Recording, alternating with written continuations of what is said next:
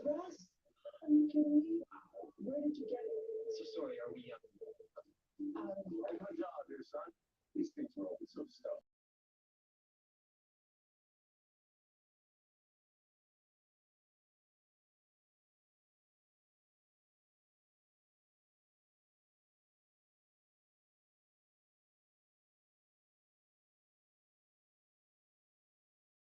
He says you just slated demolition in early January.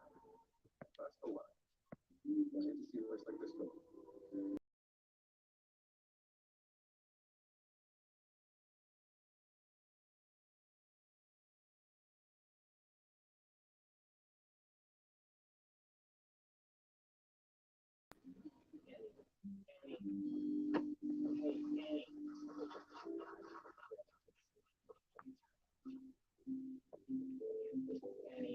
Annie, I tried. Did you? Did you really? It's a historic building. When I make a promise to someone, well, I keep it. I follow through. I trusted you. I trusted you. You broke. And there is a reason people don't color outside of Lionsville. It just makes everything messy.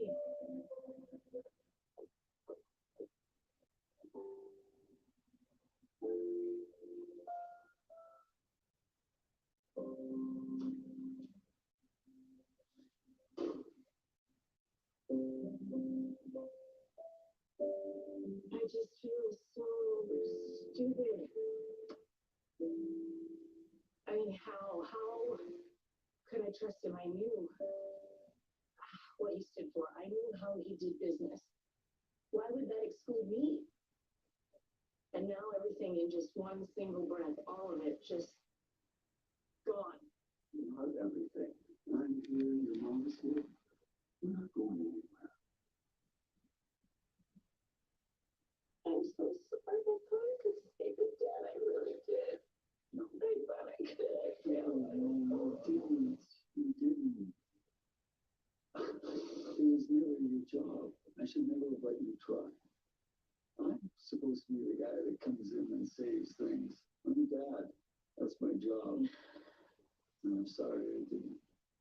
All of our beginnings, all of our memories, all of our traditions, all of them are there, Dad. And once it's gone, it's just. I know. But what is it really? A roof, four walls. And if those walls come down, who we are and what we are doesn't disappear with them. Lives with us. Wherever we go, whatever we do. It's right here. And no one can ever take that away from us. As far as I'm concerned, walls are pretty overrated. Now they keep you safe. They can, but if we're talking about what I think we're really talking about, they cause more harm than good. And a heart that doesn't know pain also doesn't know love and all the wonderful things that come with it. We are so proud of you, honey. Nothing you do or don't do could ever change that. Suppose she wrote. That would be a problem. That was pushing it.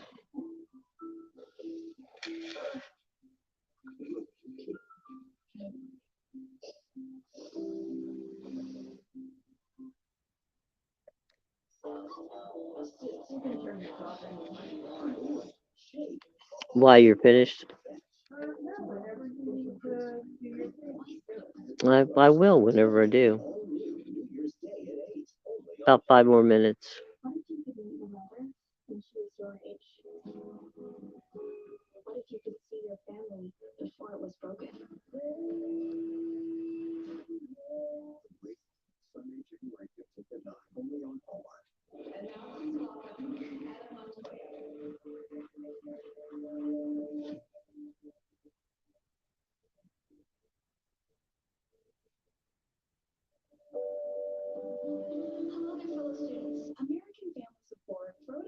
of $400 a year of meat and poultry. Ziploc bags help protect meat against freezer burn. Unlock at-home dinner dates. Ziploc. Unlock life. SC Johnson. At HomeLight, we asked, could real estate be better? Yes. Our modern solutions replace stress and risk with simplicity and certainty, so you can move forward with confidence in days, not months. Start today at HomeLight.com. I had 8 ETIs in 1 year. This inspired me and my partner Spencer to launch Eucora. Eucora makes effective urinary tract health products. It truly works miracles. The peace of mind I've been looking for. Go to Eucora.com to learn more. Neil's about to learn that boredom stimulates hunger in the brain. Yeah, that tracks. And that's just a bit of psychology Neil learned from Noon Wave. Sign up now at noon.com. The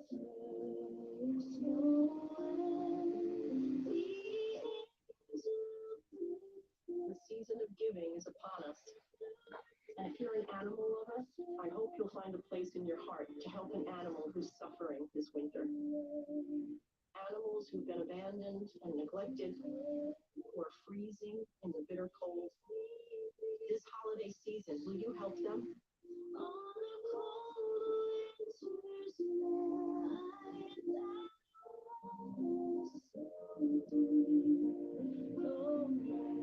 Just call, go online, or scan with your monthly gift today. Many animals are alone, freezing, and hungry. But you can give that animal a warm, safe bed, food, and urgent medical care. And most of all, you can give that animal the love that we all need and deserve. We need 3,000 new donors in the next 30 days. So visit our website, call this number, or scan the code on your screen, and donate just $19 a month. Do it in the next 10 minutes, and we'll send you this free welcome kit, including our limited edition Animal Champion t-shirt. You are just one step away from taking what is in your heart and turning it into action to save an animal's life.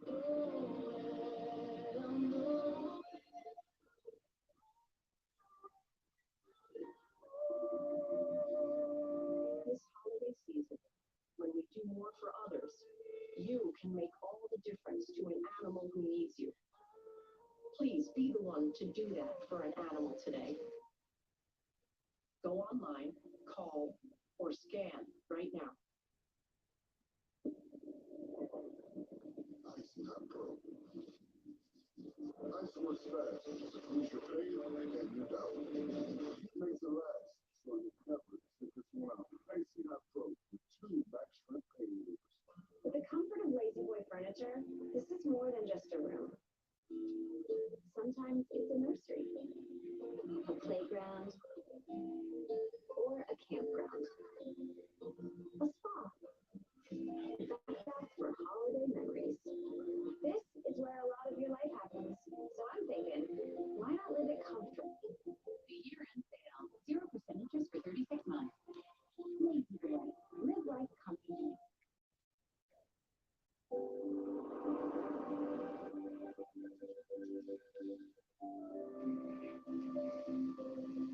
Honey left this here for you to live in.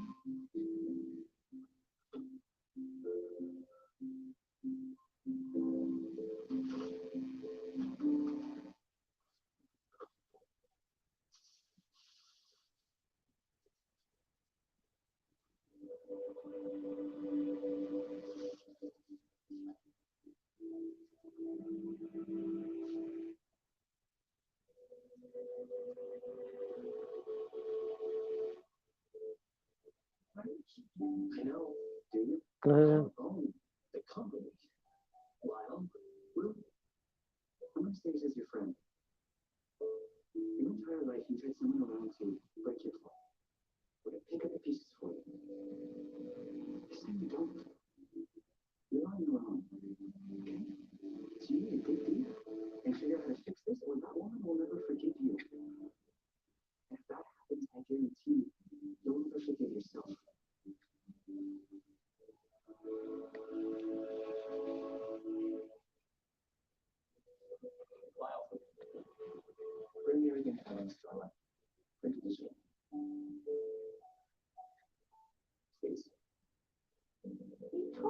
already the answer.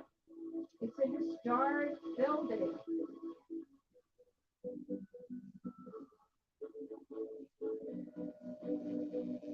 The railroad went right through it, or Hey, the horse went right. listen. Yeah, no, it really was. Listen, I'd love to get your opinion on something, actually. What do you know about historical designation? Thank you. Well, I gotta go. All right, we'll turn it off. Look, I know we didn't get it, well, let's get to chat last night, but I really.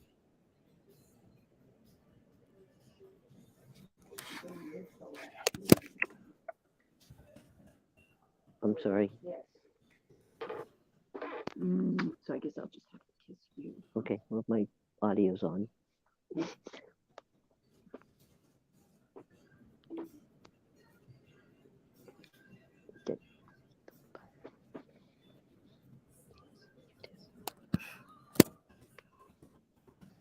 Sean, I'll be with you in a sec. Oh, Okay. really? Did you hear that? Anyway,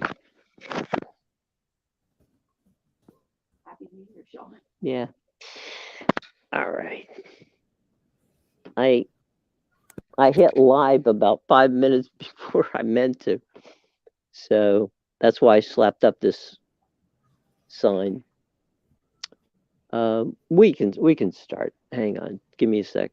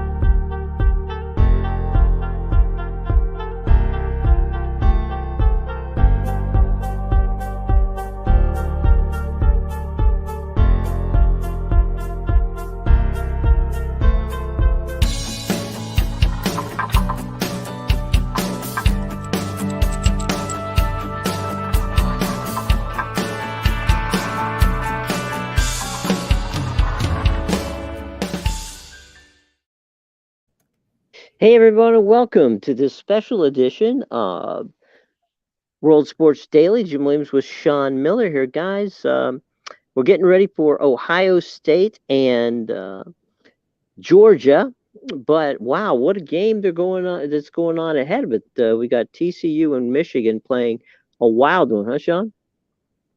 Yeah, TCU's about to go for it on 4th and 1 here. If they don't get it, they give the ball back to Michigan, and Michigan's going to score. So it's an interesting play call here. I don't know if they're going to end up going for it.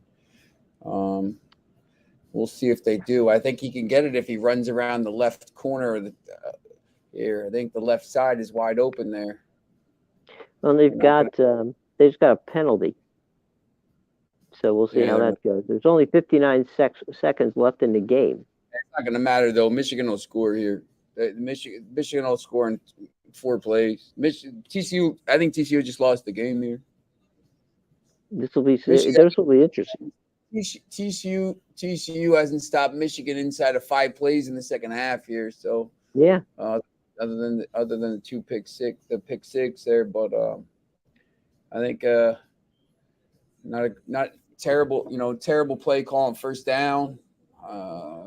It led to second down and led to 3rd down, and now they're probably going to end up losing the game because of it. Oh wow, he didn't call a fair catch. Well, we'll see. That they need a touchdown to win, so we will see how that works out. I mean, I got to say, TCU was very well prepared when they came into this game today. They got up, big early, but credit to Michigan, they settled down and began to, play like we expected them to. But this is going to be a wild finish. There's no question about that. And then, of course, Georgia and Ohio State, They're going to have a quite the they're going to have quite the game to catch up with this one. This has been a back and forth one all night long. It's a good run. Michigan's 2nd and 5. 45 seconds left to go. Didn't have to call timeout.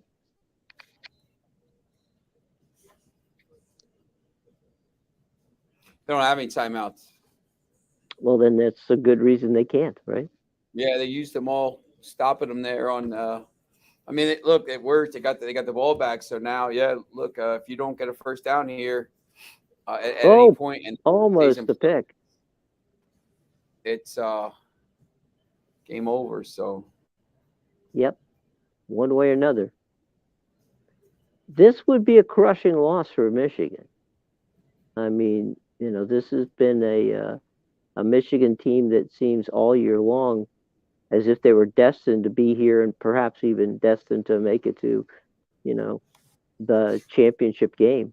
So we have to see what they can do in these final 38 seconds or so, and they're going to get flagged for motion. Yeah. So that's not a good thing. For those of you just joining us on Twitch, on YouTube, on Twitter, Facebook Live, as well as the many platforms that we're on this evening, we welcome you. We got started a little early because the TCU Michigan game was just so good we couldn't resist. So with 39 seconds left to go in that game, TCU is up. Michigan is driving from their own 25-yard line. They need a touchdown, and they're now at 4th and 10. So this is basically the ball game right here. 51-45, TCU, the Horned Frogs up on Michigan. 35 seconds left to go, and 4th and 10. And the Maize and Blue have to, at the very least, get a first down to keep going. The clock will stop if they do. If they don't, and that's Jim, it right there. Jim, we got Garrett Ballard here. Hey, Garrett, how you doing? I'm doing great. How are y'all doing? We're doing well, Garrett. We were just talking about the TCU upsetting Michigan because it's over now. Yeah. And of course, that was a big upset. Garrett works with me at Sports Talk Florida, and is not a Georgia fan. I almost didn't want to put that out there. He's a University of Florida Gator who covers the Tampa Bay Buccaneers for us, and also SEC. And what are some of the things we should be looking forward to tonight from Kirby Smart's team? Yeah, I think, looking at the matchups, these are two good teams. Obviously, Ohio State had their ups and downs this year, but they are still Ohio State, well-coached team. And then Georgia, the reigning national champions, looking like they haven't really dropped off at all. Looking at the matchups, my eyes immediately turn to the Ohio State wide receivers against the Georgia defensive backs. Marvin Harrison, one of the best, probably the best wide receiver in college football. Emeke Egbuka, another high ranking out of high school, just another product of that Brian Hartline room up there in Columbus. And you look at the Georgia corners, you got Kelee Ringo, who's looking like he's going to be a top 10 pick, top 15 pick, probably top 15. You got Kamari Lassiter, who's another just good SEC corner who's put in the time at Georgia and has gotten some really good training from that talented defensive staff. So looking at the game, I think it's going to come down to if Georgia can win the matchup in that area, I think they'll be looking good. I got a question for you. Obviously, I'm gonna assume Georgia's gonna win because I think Georgia's gonna win.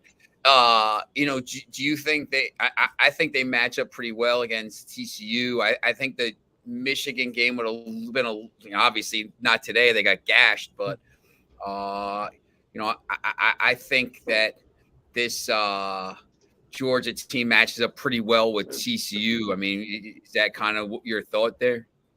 I agree. I think that's a very favorable matchup for Georgia. I mean, this was like TCU scored 50 plus points, and it's a dogfight. I mean, this is a high scoring affair. And then when you look at the Georgia team, their strength is their defense.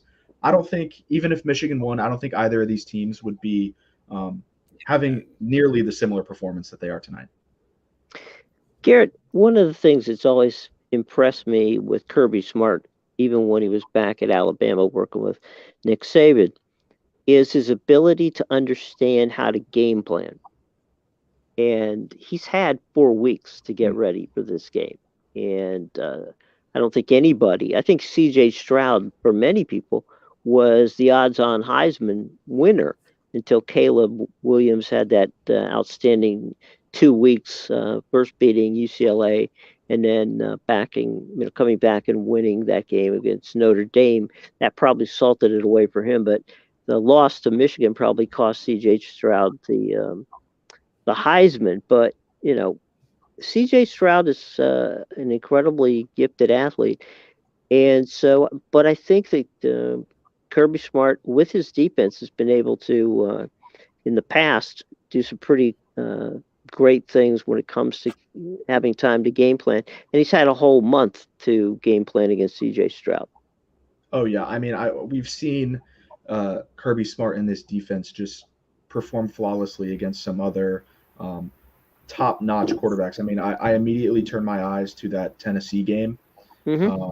And Hendon Hooker, before the injury, people were looking at him in the first round potentially for quarterbacks. And he was a Heisman, might have won the Heisman if he stayed healthy. I mean, that was a really, really talented quarterback. And they held him to under, I think it was 150 yards and no touchdowns. He had one interception. And I mean, that's another talented wide receiver there. That's Jalen Hyatt, who will be a first-round pick. Keely Ringo shut him down. It's just the Georgia defense is just on another level than anyone else in college football right now, and I really don't see an offense that can thwart them. I think Georgia's defense is better than the Atlanta Falcons defense. Amadeus, welcome. We're here. We just got on. Everybody for watching us on Twitch, on YouTube, on Twitter, on Facebook Live, we welcome you to what we hope is going to be a fun evening of watching and commenting on OSU and Georgia after watching a game that was not expected, and that was TCU putting 51 points on Michigan, and Michigan scoring 45. That actually kind of played out like a Big 12 game this year, more than than a Big 10 game. So I'm a little mad. I had the over 97, so I missed by a point. I pushed that up to over 97. Got decent odds there, but yeah, it's like look, I'm happy for the TCU. I mean, the guy's done an unbelievable job there. They're going to play in a national championship game, which they were. I think they were like 200 to 1 to make the playoff before the season, just to make the playoff. Now they're in the national championship game, and I mean, they got nothing to lose in that game. I mean, that's gonna no matter either team they play, they'll be the underdog. So they'll probably go out there and just play. So that would be awesome. It's good to see. Sonny Dykes, who is an amazing coach in his own right.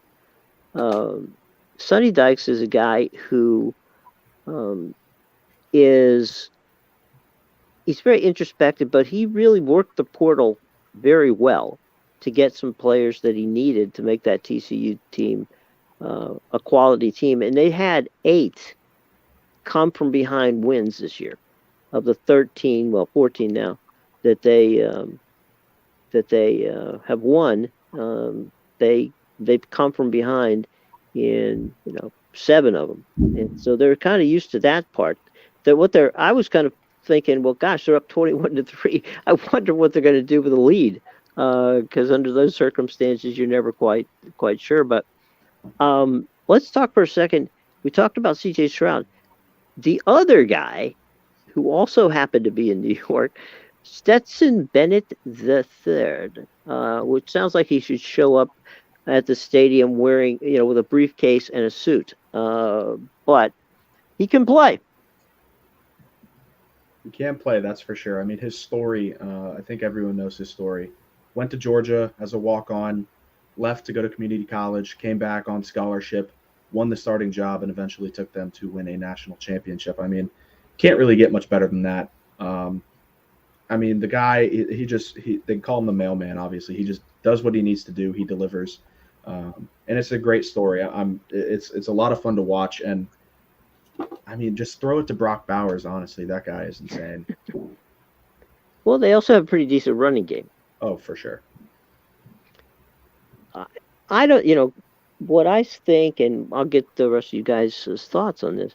I think Georgia, one of the things Kirby Smart has always done, with any Georgia team he's had since he's been there, is he's played a situation where he wants to make the game shorter. So he plays run long drives if you can have it. He'll throw the ball downfield. They'll play the home run shot every once in a while, but most of the time they're going to slog it out and they're going to make you tired. So by the time the fourth quarter runs around, your defense is exhausted.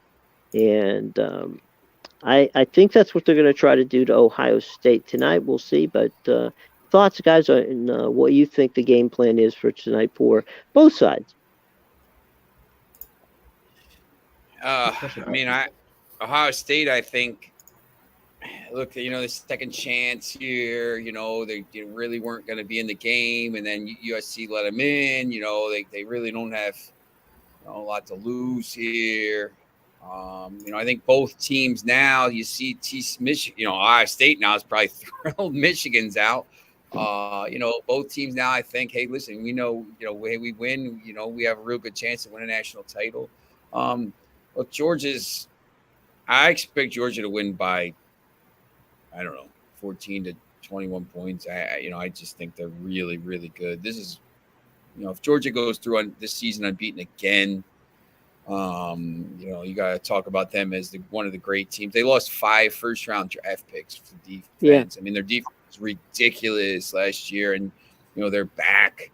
It's just amazing what they've done there, and this, I don't know when it ends. If Georgia wins this title this year, I just don't know when it's going to end for them. I mean, they're just going to be so good every year because now with the portal, I mean, just go and take a couple guys and you just reload. I mean, the good teams have been good at that. So, I don't think it's going to be a close game. I think it's going to be high scoring. I think I think teams are going to score some points. I think Georgia specifically scores some points here. I don't know about Ohio State's defense.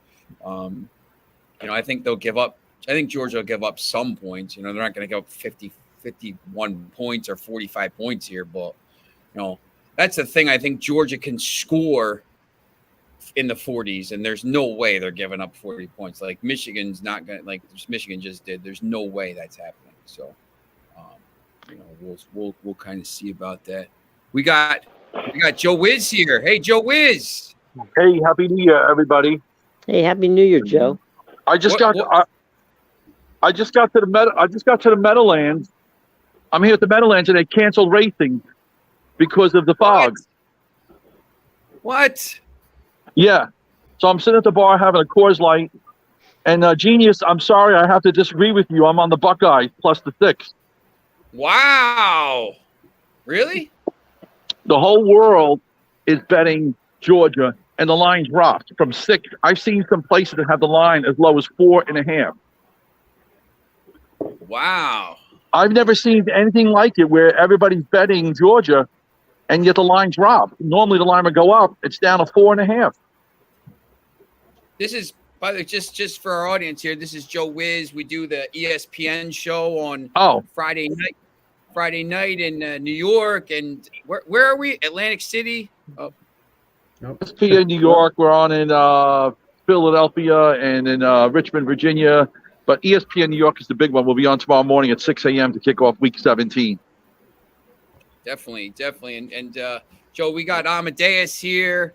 We got a few guys. We got Garrett Ballard here. We got Jim Williams. So Good to finally talk to you, Joe, and have you along. Sorry that it's foggy here as well, so it's I guess it's a tough night, foggy night on on the East Coast. It's not going to be foggy tonight in Atlanta.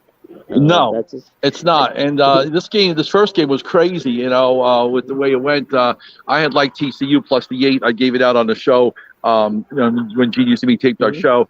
That line was a solid 8. I didn't expect to be as high scoring as it was, but Michigan once again comes up short. It seems like they always choke when it comes down to the big game. Well, you can't give up a lot of. They got a pick 6 and they got down early. I think the telltale sign was like the first series when they had the 1st and goal and they didn't get in. That changed. They get that touchdown. You might see a whole different game. Yeah, but let me ask you. You guys are watching the same thing that we watch all the time. All right. You've got a lot of beef up front for Michigan. Big guys, right? What in the hell are you doing running what in essence is a gadget play? They didn't even run the stupid jet sweep, which never works. This was some whacked out gadget play. All you have to do is drive it straight up the middle. I agree 100%. Sometimes you try and outsmart, try and get too smart, and it costs them. And like I said, if they score their first touchdown, it perhaps changes the whole complex of the game. But we'll never know. But you're right. Everyone's always going to sit there and second guess Harbaugh on why he just didn't maybe even perhaps kick the field goal and be conservative and just get that 3-0 lead so early in the game. You figure if he doesn't get it, that they have to go that distance. But for them to go with that crazy gadget play, that is going to be something he's going to have to live with for a long time. Sean, you were going to say something? I'm sorry. I didn't mean to cut you. Oh, I think if they kick the field goal there and get some points on the board, it changes the whole game. They come away with nothing, and you can't give away 2 pick sixes and all this stuff. They played better in the second half, but their defense was atrocious. Look, you can't give up 51 points and even take away the 2 pick sixes. You still gave up 38 points, whatever, 35 points. I mean, this is supposed to be the number 2 defense in the country, and they just got gashed left and right and center the whole game. They were terrible. Amadeus, Greg, Garrett, Amadeus, and your thoughts on that first drive? Yeah, I totally agree with Joe. I think that first drive changed the landscape of the game. If they get the touchdown, they're not playing the entire game from behind. And then it kind of like sowed the seed for the rest of the game, because then on the next drive, there was the pick 6, and it was mistake after mistake after mistake. Even when they were starting to come back a bit, when it was like, I think 41-38 at the time, there was a chance, it was like a 3rd and 7.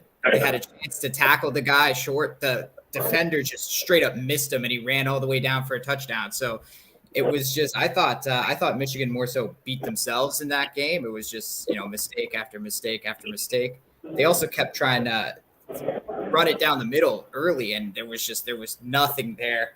I think they should have taken more. I think they should have taken advantage of the passing game a little more, because it seemed to be working a bit better early on in the game. But they dug themselves a hole they couldn't get out of, and you got from behind.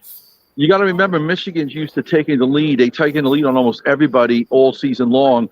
And when they faced their biggest deficit, it took them out of their game. They like to win with their defense, and all of a sudden, then they had to try and outscore TCU. And that's not what they did all season. When they were trailing early, it was their biggest deficit they had all season long. And like you said, it changed the whole dynamics of the play calling. Yeah, I mean, just from the start of the game, I think. I don't hate the idea to try and get creative, but I do hate the idea that Jim Harbaugh called maybe the most overused trick play in the history of football. It's the Philly special. Everyone saw it a couple years ago in the Super Bowl, and ever since then, I feel like we see it every couple weeks. Well, I'm ready to talk some NFL, guys. What about week 17? Are we ready to talk some football, or did I miss that part? Well, we got some time before kick, so if you want to talk NFL, we can do it. Garrett, by the way, tomorrow will be at Raymond James Stadium for the Buccaneers game against the Carolina Panthers. If you want to start with that one, Garrett, you can talk to Joe and talk to the rest of us and tell us what your thoughts are, where you're going to be in the press box at Raymond James tomorrow. Yeah, I'll be covering the game for Sports Talk Florida tomorrow. It's a big one for the Bucs. I mean, they can clinch a playoff spot with a win over the Panthers, who they did lose to last time in pretty embarrassing fashion. We're looking at another chance for Mike Evans to stretch his record of consecutive 1,000-yard seasons. Oh, I can't remember exactly. I think he needs roughly 60. I want to say. I can't remember off the top of my head. It's less than 70 yards. Yeah, it's not very many. So we're looking at a lot of big opportunities for the Bucs. Obviously, the Panthers are the team that are right there with the Bucs, but the NFC South is open as a whole. No one can get eliminated yet, but no one can win it yet. It all just depends on really what happens these last 2 weeks, and the entire season, or at least the back half of the season, it's looked like the Bucs' playoff hopes would come down to these 2 weeks, and that's what we're seeing. Yeah, when I look at this game here, I just don't trust Tampa as a favorite. I mean, last week they were very fortunate to get by a putrid Arizona team. And, when they beat New Orleans in that Monday night game, same thing. They were completely outplayed. Carolina has been playing really well. And if Carolina plays the way they did against the Lions, granted the Bucs defense is better than the Lions defense, I think this game's going to be decided, late, and I think it's going to be a very close game. I've seen some 3.5 surface out there. I'm on the Panthers in this game here. I took the 3.5. And it wouldn't shock me if they won the game outright, but I'm definitely taking the points in this game. I don't trust laying points for Tampa. Everyone just keeps talking about Brady and keeps thinking he's going to have this breakout game, but we've been waiting all season long, and it hasn't happened. That's a great point. I personally, I don't bet a ton, but I would be terrified to bet this game because at one hand, I could see the Bucs just being super motivated and really, really trying to win this game to get in the playoffs, and at the other hand, I've been saying that all season, and they have still just come out flat every single game, haven't really been able to get anything going offensively. And I've been saying I'll believe it when I see it. So if I'm predicting anything, the Bucs offense will come out flat again. Does that mean you expect them to lose, or just that they I think in the end, the Bucs will win the game. But it's the last 2 minutes of the game. Yeah, I think I'm taking the 3.5. Like Saints games, Rams games, kind of just will it out in the last drive, go in no huddle. Yeah, well, Jim has mentioned it many times on the morning show that this Tampa Bay offense seems to only score when they're in the 2-minute offense. So it's been a rough one all year. I'm not a Tom Brady hater. I'm a big Tom Brady guy, but this was just one year where I don't think he has it anymore. It hasn't been going his way.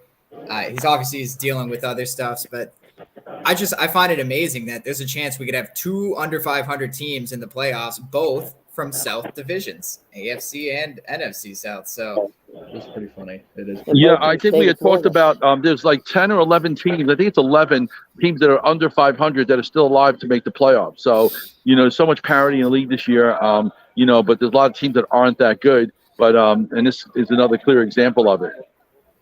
Yeah, I mean the Panthers. I'm not. Man, I said the Bucs would win. I flip back and forth in my head every day, every minute of every day. It's tough because the Panthers, they've been looking a lot better than people have expected them to, obviously, and they've even been looking better after they fired Matt Rule and Steve Wilkes took over the head coaching gig there for the interim. It's a tough one to predict. I'll stick with my gut, and my gut tells me the Bucs for this one, but it'll be a close one for sure. What about the you got the 2? Go ahead, Jim. No, I was just going to say, sticking in the state, Tua is in the concussion protocol, will not play tomorrow. And they have a big game in New England. And so that ought to be a wild game. Yeah, I think so. I mean, Tua has been hurt all year, specifically the concussion, and that's brutal for him. and Miami's hopes, because I truthfully believe without him, I don't think they win very many games. Yeah, well, sorry, what were you gonna say, Sean? No, I was just gonna say, that game. I know Joe talked about that. The Miami, the New England game. I know he's a big New England guy there, especially without Miami. But go ahead with what you wanted to say there. Yeah, I was just gonna say, the Dolphins, when you want to get into the playoffs, you want to gain steam. Like, look at the Jaguars; they've been gaining a lot of steam the last few weeks, and that looks like a team that they're more likely to make it in over a team like the Titans, who have been slipping away the last few weeks. Same thing with this Dolphins team. Now, they've lost their last 4 straight games. Now they're missing their starting quarterback, and I think Sean Payton said it best. There's never been a team in NFL history that has lost all 4 games in December and made the playoffs. So, the Dolphins are sitting right there with a around 500 record. And as Joe Wiz already said this, 10 teams like that who are in the hunt still for a playoff spot. So it's going to come down to a lot of mathematics. I think the Dolphins are in serious trouble here. Yeah, Miami has lost 4 in a row, and Bridgewater isn't that much of a downgrade. I mean, Bridgewater might be just as good as Tua.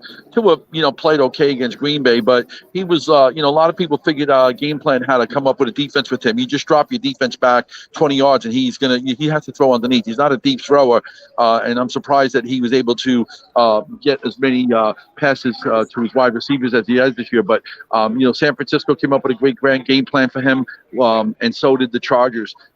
They weren't afraid of Tua going deep. So, and when you take a look at New England has been very unfortunate. They should have beaten the Bengals last week. They were at the goal line and they fumbled the ball. They would have won that game. And the Bengals right now, arguably the hottest team in the NFL. They had Cincinnati beat. Granted, the Bengals won the game, but if New England doesn't fumble, they win that game. And don't forget, New England had the game won in Vegas as well against the Raiders. We all know about that crazy play. But even prior to that, they had a touchdown. They were up 7 with 3 minutes left, and it shouldn't have even come to that. So New England, I think they'll knock off Miami tomorrow. But then they got to travel to Orchard Park the final week of the season to take on Buffalo. And Buffalo will probably need that game, especially if they beat Cincinnati on Monday, because Buffalo is still trying to get the number 1 seed. Quick update, Ohio State, 3 and out on their first possession. They punted, and Georgia will be taking over. And the game is over at this point. Look, I have no idea what that's happening. Yeah, they just got a first down on their first play. They got through. They sacked them. If you're Ohio State, you got to come out and do something there, and they just, you didn't, and now you give Georgia on their first play got a first down. It was a 12-yard pass. This Georgia defense is just absolutely ridiculous, and if you're gonna kind of if you're not going to score in the 40s against them, you're not winning this game. And I just don't. I think they can't afford here to keep not scoring points. I think they have to. They just have to get as many points as they can on the board. But I don't trust them to do that. I know, Joe. We're in. We're up in New Jersey here. You got the two Jersey teams playing massive games tomorrow. Joe Wiz is gone. So Joe will probably come back later, but at the Meadowlands. But we'll talk about this game here. Yeah. The fog got a hold of him. Yeah. Joe was nice enough. I mean, it was awesome. He kind of got the word out to all the ESPN people last night on the show and this morning, because the show runs at midnight on Friday nights and then in the morning on Saturday morning. So I know we have tell some people about it. Give a little promotion, because it's one of the best soccer shows out there. Yeah, look, I mean, it's on 98.7 in New York, and look, we're everybody in the world was on everybody was talking about the World Cup. I mean, look, it's the World Cup, right? So everybody's talking about the World Cup, and everybody's got a bet on the World Cup, and then all of a sudden the World Cup ends, and everybody disappeared except for me and Amadeus. But on this show on ESPN, we've been, when I first came on, there was a little resistance. The other guy that used to be on before me, and Joe Wiz is smart enough to notice there's a market for people watching and betting and doing stuff with, following sports as soccer now. So the World Cup ended, and 2 days later, there was 20 cup matches and the Premier League and the Serie A and everything's back and the Ligue 1. And, the crazy thing about soccer or football for all the fans watching in Europe today, because I know we have some people watching in Europe, Messi and Mbappe were the two best players at the World Cup. One won the Golden Boot, one won the Golden Ball. And they play on the same club team now, along with Neymar when he's not getting red cards and out at his sister's birthday party and all this stuff. You're all on the same team now, and you're not cheering for USA or France. Now you're cheering for You see behind me, I got the Manchester United stuff. But Joe was good enough to figure out that people care about this sport. So it's one of the sports obviously that's growing. And I always talk about soccer. I was like pestering people about soccer when I was writing and stuff. And real quick, Sean, just for a second, quick update. Georgia just missed a field goal attempt. 47-yard field goal. Yards, and he went wide left. Yep. So there you go. That's your update on what's going on. But meanwhile, back to Sean and yeah, soccer. no, I mean 10 years ago, it had people talking about it, and kind of people would laugh and thing. But now, you go, I went down to see the Eagles training camp, and my guy Mark Eckel, he would go down there, and Eckel would wear his Manchester United jacket. I got him, and all the players would start talking about this.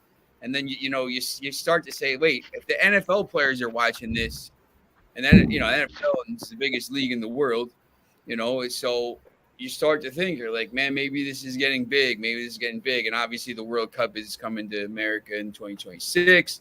So, it's cool. We talk in Amadeus. We have a daily show. We talk about soccer every day, on Capital Sports. So, tune in if you want. But it's just something that's really cool. But look, I mean, there's so many, it's good now because I think it's, it's not always just, college football and college and NFL, and there's people are watching the Premier League in the mornings, and they're watching some other stuff, and obviously hockey and basketball and stuff like that. So yeah, it just gives you something else different to talk about. It's just a different sport, I think, for some people. But obviously, the kids in America, it's the fastest growing sport along with lacrosse. So it's obviously a big sport, but yeah, look. And every day, Monday through Friday, 9 a.m., we're going to put the shameless plug up there on World Sports Daily. It's Sean, Amadeus, and I, and we predominantly talk about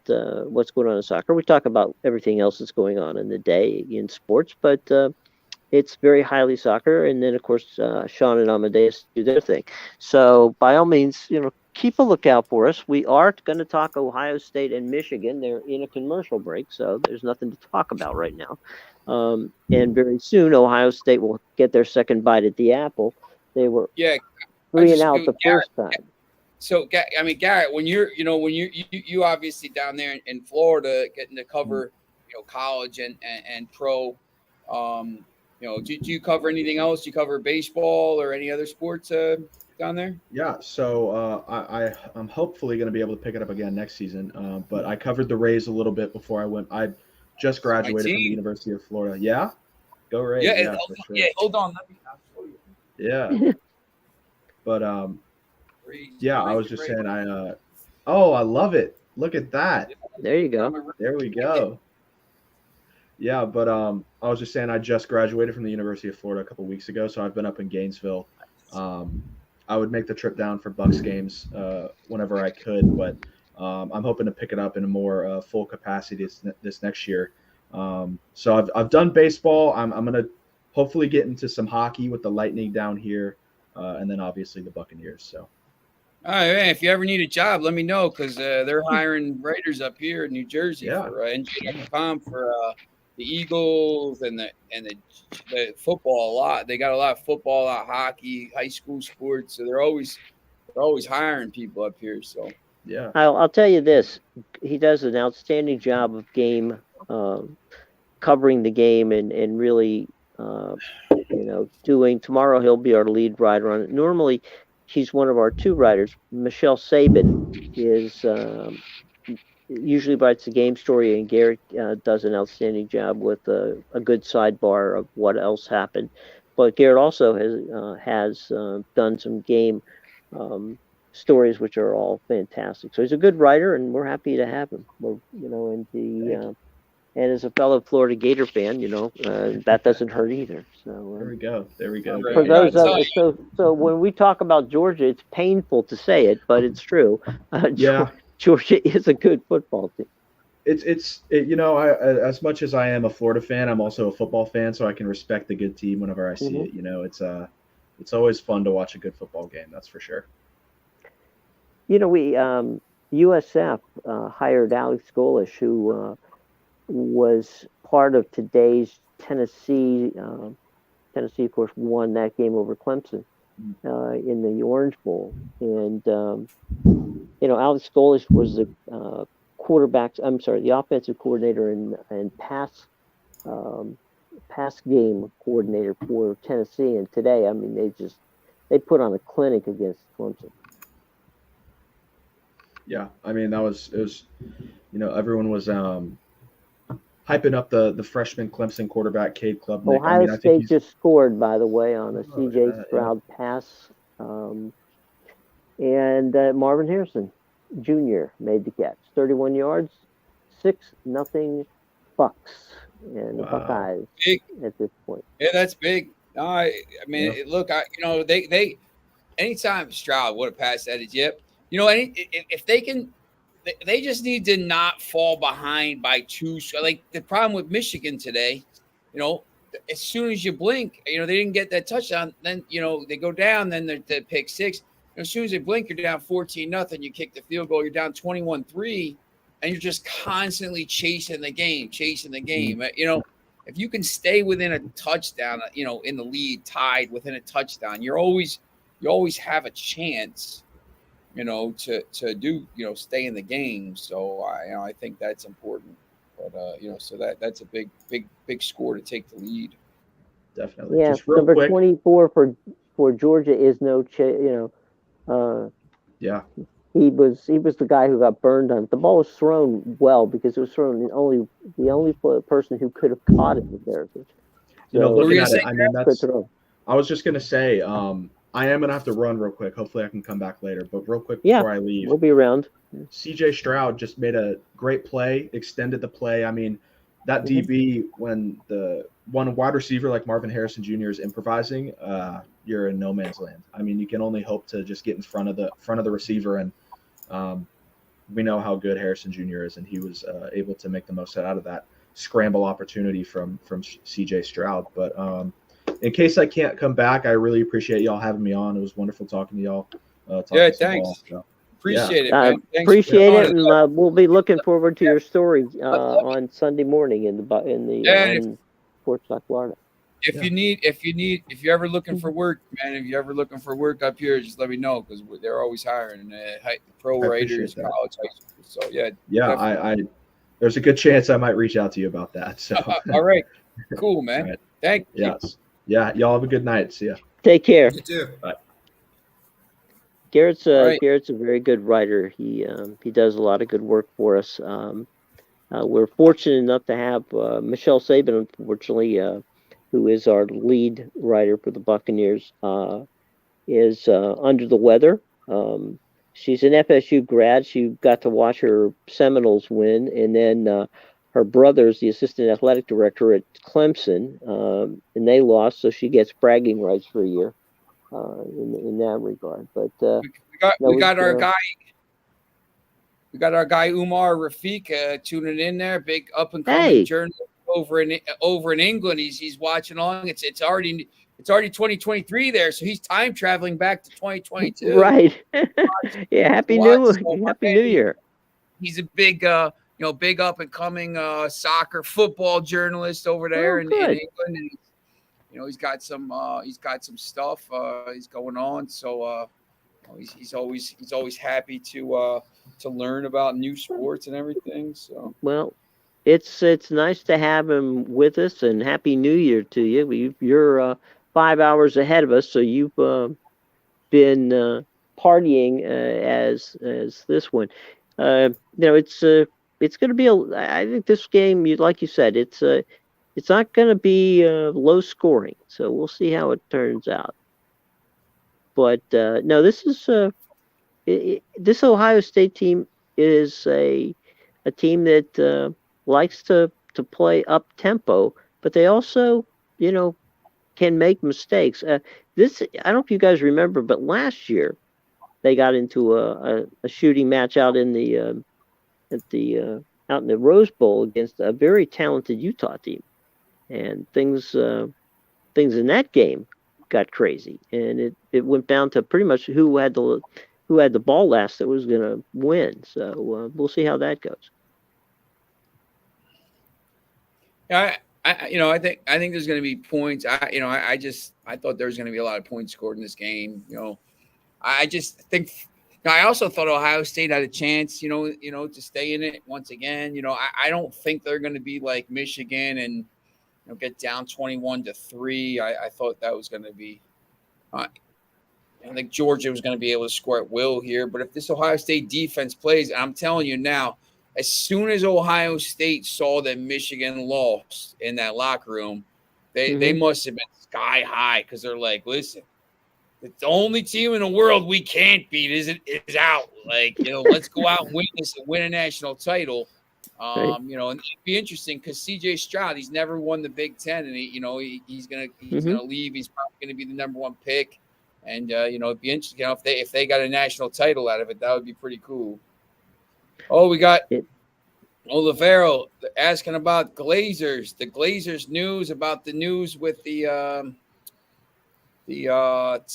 today. The sale of Manchester United. Yeah, they're meeting in Dubai. I reported on our show on Friday that the Glazers expect the sale to go through sometime late in the month of January, early in the month of February. They're in the final details of it. Clearly, they have. We don't know who the owner, the new owners will be, but we do know that it's that the final negotiations are going on, and we expect to have a resolution. The probably, I'm going to go and say probably February, because when you're talking about a multi-billion-dollar deal like this, there's a lot of paperwork that goes involved in that. It's not like everybody's hoping in January because they want to sign some players. Oliveira, I think it's going to be Middle East. I think it's going to be Dubai, apparently. Or as Sean would say, we don't know who the owners are yet, but we know they're going to have lots of money. That's what we know. They're going to have lots. We know we're going to have lots of money, and they're going to be spending the hope. I think a lot of the Manchester United fans, what they're hoping now is that the deal goes through in January, so that before the window closes, and they can sign a number 9 and maybe a midfielder. But I think that the best thing right now is that it looks like it's going to go through, and for a lot of money, the Glazers are going to make a lot of money out of it, and I think for Tampa Bay, I think that's, as we look at this game and see Georgia kind of driving, I think for Boston Red Sox fans, and that right now it's a weird time because Henry's trying to sell the Liverpool, and they had the thing. So it's with the Crunkies right now. Arsenal's lead, they just won the Super Bowl. They just won the Stanley Cup. They're about to win the Premier League because that's over at this point. Arsenal's winning the Premier League. They're so good, man. Nobody believed me when I said they were like the best team in the Premier League. It's amazing, but you see sometimes when you have these multiple things going on, Last Glazer transfer window is finally upon us. Feels surreal. And Umar says about Felix, maybe, I don't know, signings are I think dependent upon different things. Who knows? It's amazing. When you put this on Twitter, you get we got these people watching from England, and it's 1:45 in the morning on New Year's Eve, and earlier on the Twitter feed, everybody was asking a lot of questions about Manchester United and what was going on, and it's just we can talk soccer in Georgia and Ohio State at the same time. Yeah, you got Georgia and Ohio State, and these guys are. That's the thing too about, I think, NFL is big in England. You go out to the Genting Casino in Manchester and watch the Sunday night games. The pubs have all the Sunday games now. The 1:00 games here are 6 p.m. The 4:25 kickoffs are 9:25 on a Sunday night, which is a little weird, but and then the 8:30 game here is at 1:30 in the morning on Monday morning, and there's people packed into the casino to watch this stuff. Now they have the IPTV, so like you can watch it at home, but college football, I think, is getting a little bit bigger over there now because the level of play, and you can kind of see it. It's something different. I think it's a tie game. Georgia just tied on a Jim, you're not behind for once. I know, he's ahead of us. You're ahead of both of us this time. I know, he's ahead of us. Watching on Sling TV. Anybody out there who wants to try Sling TV, by all means, take the 7-day free shot. Thank you, TV. And we're thanking them for their promotion on our behalf. It was actually an in route, which is, you really don't see that often.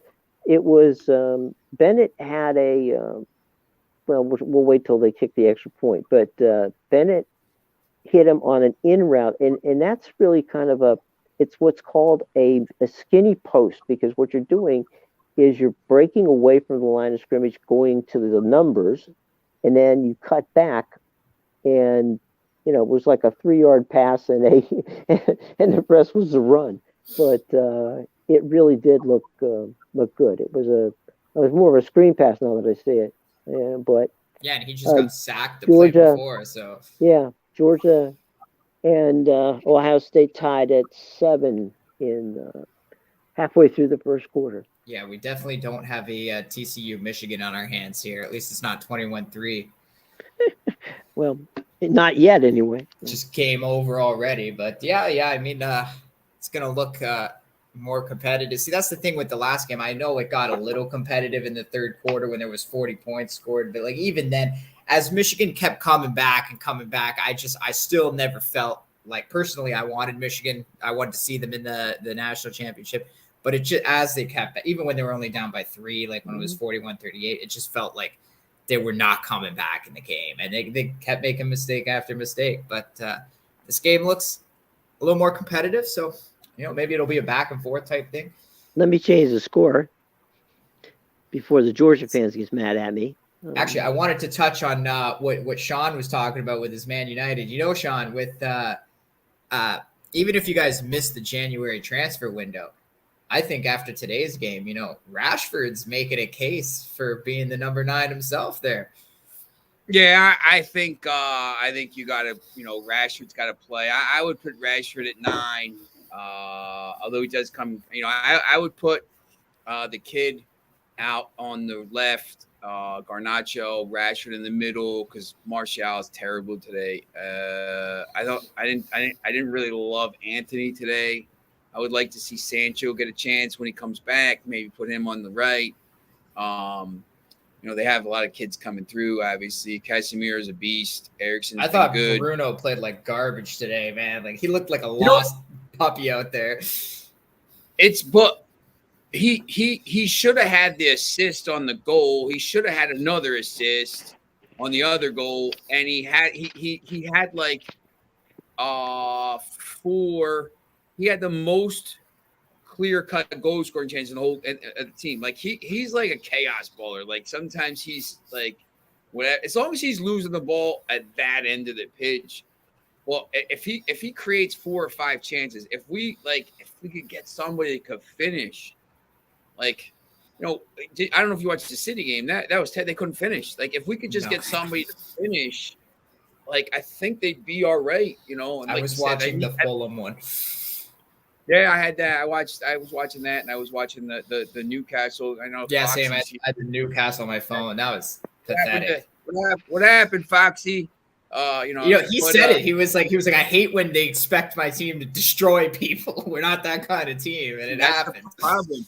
See, that's the problem. When you come out of nowhere, this TCU team handled it really good today. When you come out of nowhere, and all of a sudden now you have something behind you, somebody's expecting you to do something, and you don't. It's tough. Like you know, they're gonna have to deal with this all the time now. This Newcastle Arsenal game on Tuesday is a massive game, and like there's all these expectations about Newcastle. If they go out and get destroyed 3-0, all but I'm telling you, they could go in the 10. Like I still don't think they're gonna finish like 8th, but like I just don't know, because like Foxy said, like how good are they?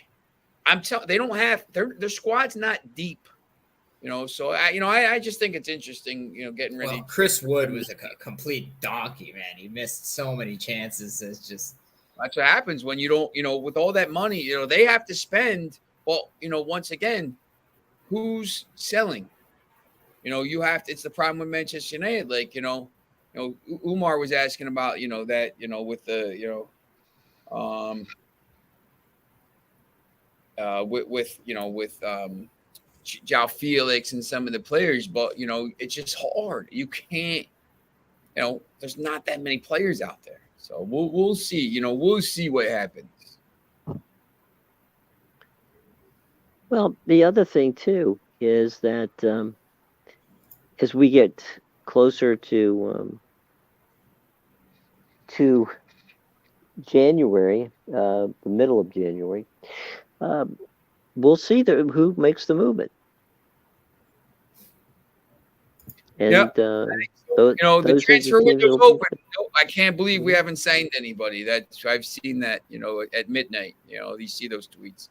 Like, the window's open now in England. No one signed anybody. Yeah, it's New Year's Eve, man. Sell down. But it's the way it is. I mean, it's interesting because, like, you know, on Twitter, I was on Twitter and my Twitter blew up because my patron posted a thing about how my, you know, a Margao football, me and this other guy said that, you know, Dubai is something about fireworks in Dubai and you know, the owners were celebrating. And I said, yeah, look, I don't know about fireworks, but, you know, yeah, look, it's going to happen. You know, it's happening this month. And people were like, there's no way. And I'm like, no, look, I'm telling you, you know, it's going to, you know, they're thinking it's going to happen like next year. And I'm like, no, it's happening, man. It's happening. And they're all going crazy. So I said, look, man, you know, come on the stream, man, ask questions, you know, we'll try to get you some stuff. But, you know, it's football never sleeps. It's crazy. This is not like, you know, the NBA, I think, is a little bit like this, not on this level, but, you know, hockey is limited to kind of North America, maybe a little bit of Europe because there's some European players playing. But, you know, when it's, you know, 8:51 at night here on New Year's Eve, look at it, it's 8:51 in the morning in Australia, and they're getting ready for, you know, Premier League games and A-League games and stuff, and they, you know, they want to know, hey, what's the news, man? What's the news? What's the Manchester United news? So, you know, it's a game where there's so, it's not, you know, I think the NFL is like that on a certain level. I mean, you know, I don't think baseball is. I don't think hockey is. You know, basketball is kind of, well, you know, the Premier League and the La Liga and the Champions League and NFL are like that, where, you know, it doesn't matter what time zone you're in, you're going to have fans all around the world. So it's definitely that way in the NBA. I mean, they because of David Stern, they have a situation where the world follows what goes on, and a lot of it has to do with the fact that, unlike here in the United States, where we're, happy to occasionally see an American play, and now we're seeing more of them play in Europe. Now you've got Europeans and Asians and Australians and, a number of different countries playing basketball in the NBA, and at a high level. Yeah, I think, it's. I think college football could, because we're doing this live watch long. I think college football, I know there's this kid Tom who's in London, who's he picked Clemson. He's a Pittsburgh Steeler fan, and when you're an NFL fan, and some of these guys are just discovering the NFL now, and but I think NFL has been big in England for a while. But when that next step you take is hey, maybe I'll check out college football. These, if you like scoring point, like other than the Iowa Kentucky game today, but if you like scoring points, that last game was absolutely bonkers. That game was crazy. Right. If you're trying to watch the game, that was a crazy game. There was a lot of stuff. There's a lot. This game is interesting. Well, Michigan was a top 5 defense. Yeah, yep. And points. Some of the NFL games, of late, you see these games. The Ravens games. They're not really exciting, but they're very good. But it's just an interesting. It's just that next level of play. Yeah. When I, now, when you start to find out, hey, I like the Premier League. Maybe you start watching, the championship games. Then you go to I don't know if people watch League One here, but League Two or whatever. But you start to watch some of the other games, and you become a fan of the game. You start to, maybe you start to watch some high school games and stuff. What's funny, to your point, Amadeus, and we talked about this. What happens is, what I'm seeing, and I've been spoken to a lot of people in Australia. There's a lot of guys who play Australian rules football, who are trying to get scholarships to play college football here in the United States.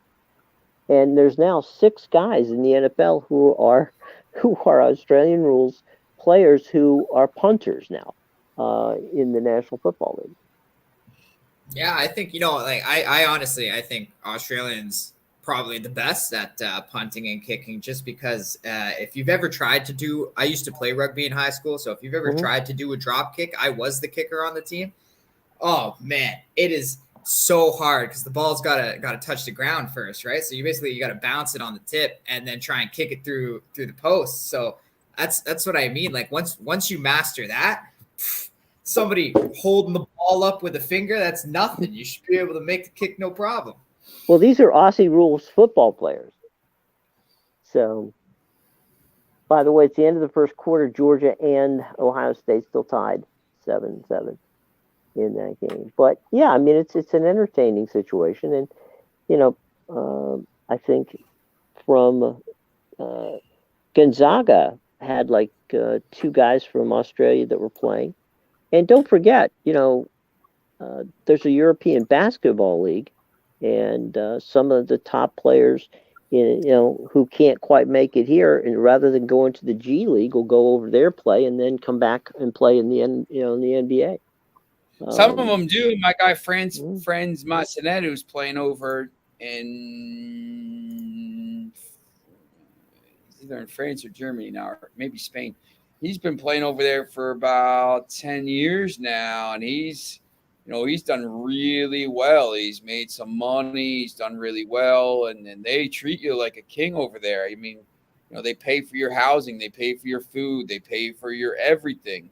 It's really, they take care of you. You're in the NBA, you're making a lot of money. Look, it is. But, you can make some money over there, and, you can do pretty well, and you live pretty well, and you get to travel around Europe. And then you come back here as a 10-year pro or 11-year pro or 12-year pro, and you coach or you run camps, and you get to live back here and stuff. So I think it's Well, I have interesting. some friends. Yeah, I have some friends at Maccabi Tel Aviv, and they're constantly scouting, players here in who don't quite make it, but are good enough to play in, or frankly, players who have played some in the NBA, but they're sixth or seventh man on teams, and they go over there and play, and the money's not bad. As a matter of fact, the late Kobe Bryant's father, Jelly Bean, was played in Italy. Kobe grew up in Italy, so it's a second opportunity, just like we were talking about soccer. U.S. players wanting to go and play either in Europe or maybe South America or someplace where they're going to learn to play the game better. And right now we're in Chipotle commercial. But soon we'll be back with the second quarter of Ohio State and Georgia tied 7-7 in what is going to be a very interesting three more quarters of this football game. But it's New Year's Eve. I'm here with two of my favorite people, Sean and, of course, Amadeus. We are going to you live on YouTube, on Twitch, on Twitter, on Facebook. So Yeah, we're everywhere. Apparently, I know we're- some of the guys, Umar, and some of the guys are watching on Twitter, and some are watching on Facebook, and some are watching on YouTube. But yeah, it's pretty cool how you can watch on Twitter as well. So Yeah. So by all means, you got questions, ask us. We're here to, we're not the government, but we're here to help. and if you're and looking maybe to do, Kirby Smart, Kirby's jumping up and down on these sidelines. He feels that there was something wrong. There's UGA 5, for those of you who are dog fans, who looks like he's asleep at the moment. So he's not too. It's funny. Georgia didn't have a long trip to get to Atlanta this week from Athens. That's about an hour and a half drive from They got to take the bus. Yeah, take the bus. They got to take the bus, and Ohio State took the plane. So they're playing in a lovely dome. It's a beautiful building there in Atlanta. And Ohio State's on drive again, fumbled the ball, but out of bounds. So they will keep it. I was just going to say, if you're watching here and you're interested in maybe doing a podcast, a daily podcast, a weekly podcast, soccer, football, basketball, music, comedy, whatever you want to do. Yeah, comedy. You want to do some stuff? Listen, we are open for business. Definitely. Yeah. We got somebody texted me today. They want to do a show about dancing. Okay. Maybe we'll do some dancing. Why not? It's we should. You've got people. I was just gonna say you've got you can find us on Twitter. You can find us here. Just leave comments, or we'll give you we'll give you a way to get in touch with us. Yeah, look, if you got people that want to watch you dance on here, like Napoleon Dynamite, whatever, we'll get you. Dancing with the Stars. Yeah. Yeah, we got Mike. I was just saying, Ohio State's driving. They're down inside the red zone, so they're 2nd and 6. 13:40 in the second quarter, 7-7 score. They're on the 10-yard. Well, I'll say the 11-yard line just for. Amadeus, what are you doing? You going out to dinner later? What are you doing up there? Yeah, I got my girlfriend here. I don't want her. Don't want her just sitting there watching me till midnight, basically. Do they have places open up there, like for dinner late tonight, or are you gonna go? You're gonna go out and walk? It's like 60 degrees here. It's raining a little bit, but I wouldn't be averse to. Yesterday I was out doing chores around the yard because it was like 55 degrees. I couldn't. It felt like 80, like because of what it was last week. But is there anything open up there? As it gets closer to midnight, or is Oh yeah, there's tons of places. I'm right in the town. There's literally 2 blocks up from me. There's a bar called the Thirsty that's what I say, Cactus. you could walk to places. You could walk to places, right? Yeah. Literally right up the street, we got the Thirsty Cactus. So probably gonna hit that for a little bit, probably till about midnight, and then get out of there. Don't want to be there too long. Quick update. There's been a Ohio State gets a penalty called for Georgia on them for interference in the end zone. So, that'll give them a new set of downs first and goal for Ohio State. Score tied 7-7 with 12:41 left to go.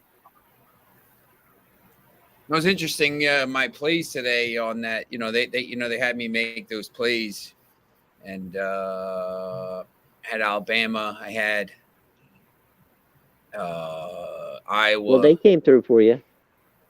Yeah, I didn't understand that game. I thought Alabama was going to they did. They were going to annihilate them. Nick Saban, he's going to send a message. They were down 10-0 too.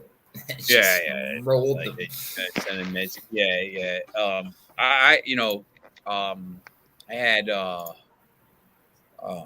Thursday. I had the Cowboys. I had Florida State. Who? I'm trying to think. Who else? Who won yesterday? Who were the games yesterday? UCLA lost to Pitt. Did you have Tennessee over Clemson? That's today. Was it today? No, it was yesterday, wasn't it? You're right. The Orange Bowl was yesterday. I had. It was the Duke's Mayo Bowl. Love me the Duke's Mayo Bowl. Oh God. I had Minnesota. I had TJ Notre Fluff. Dame.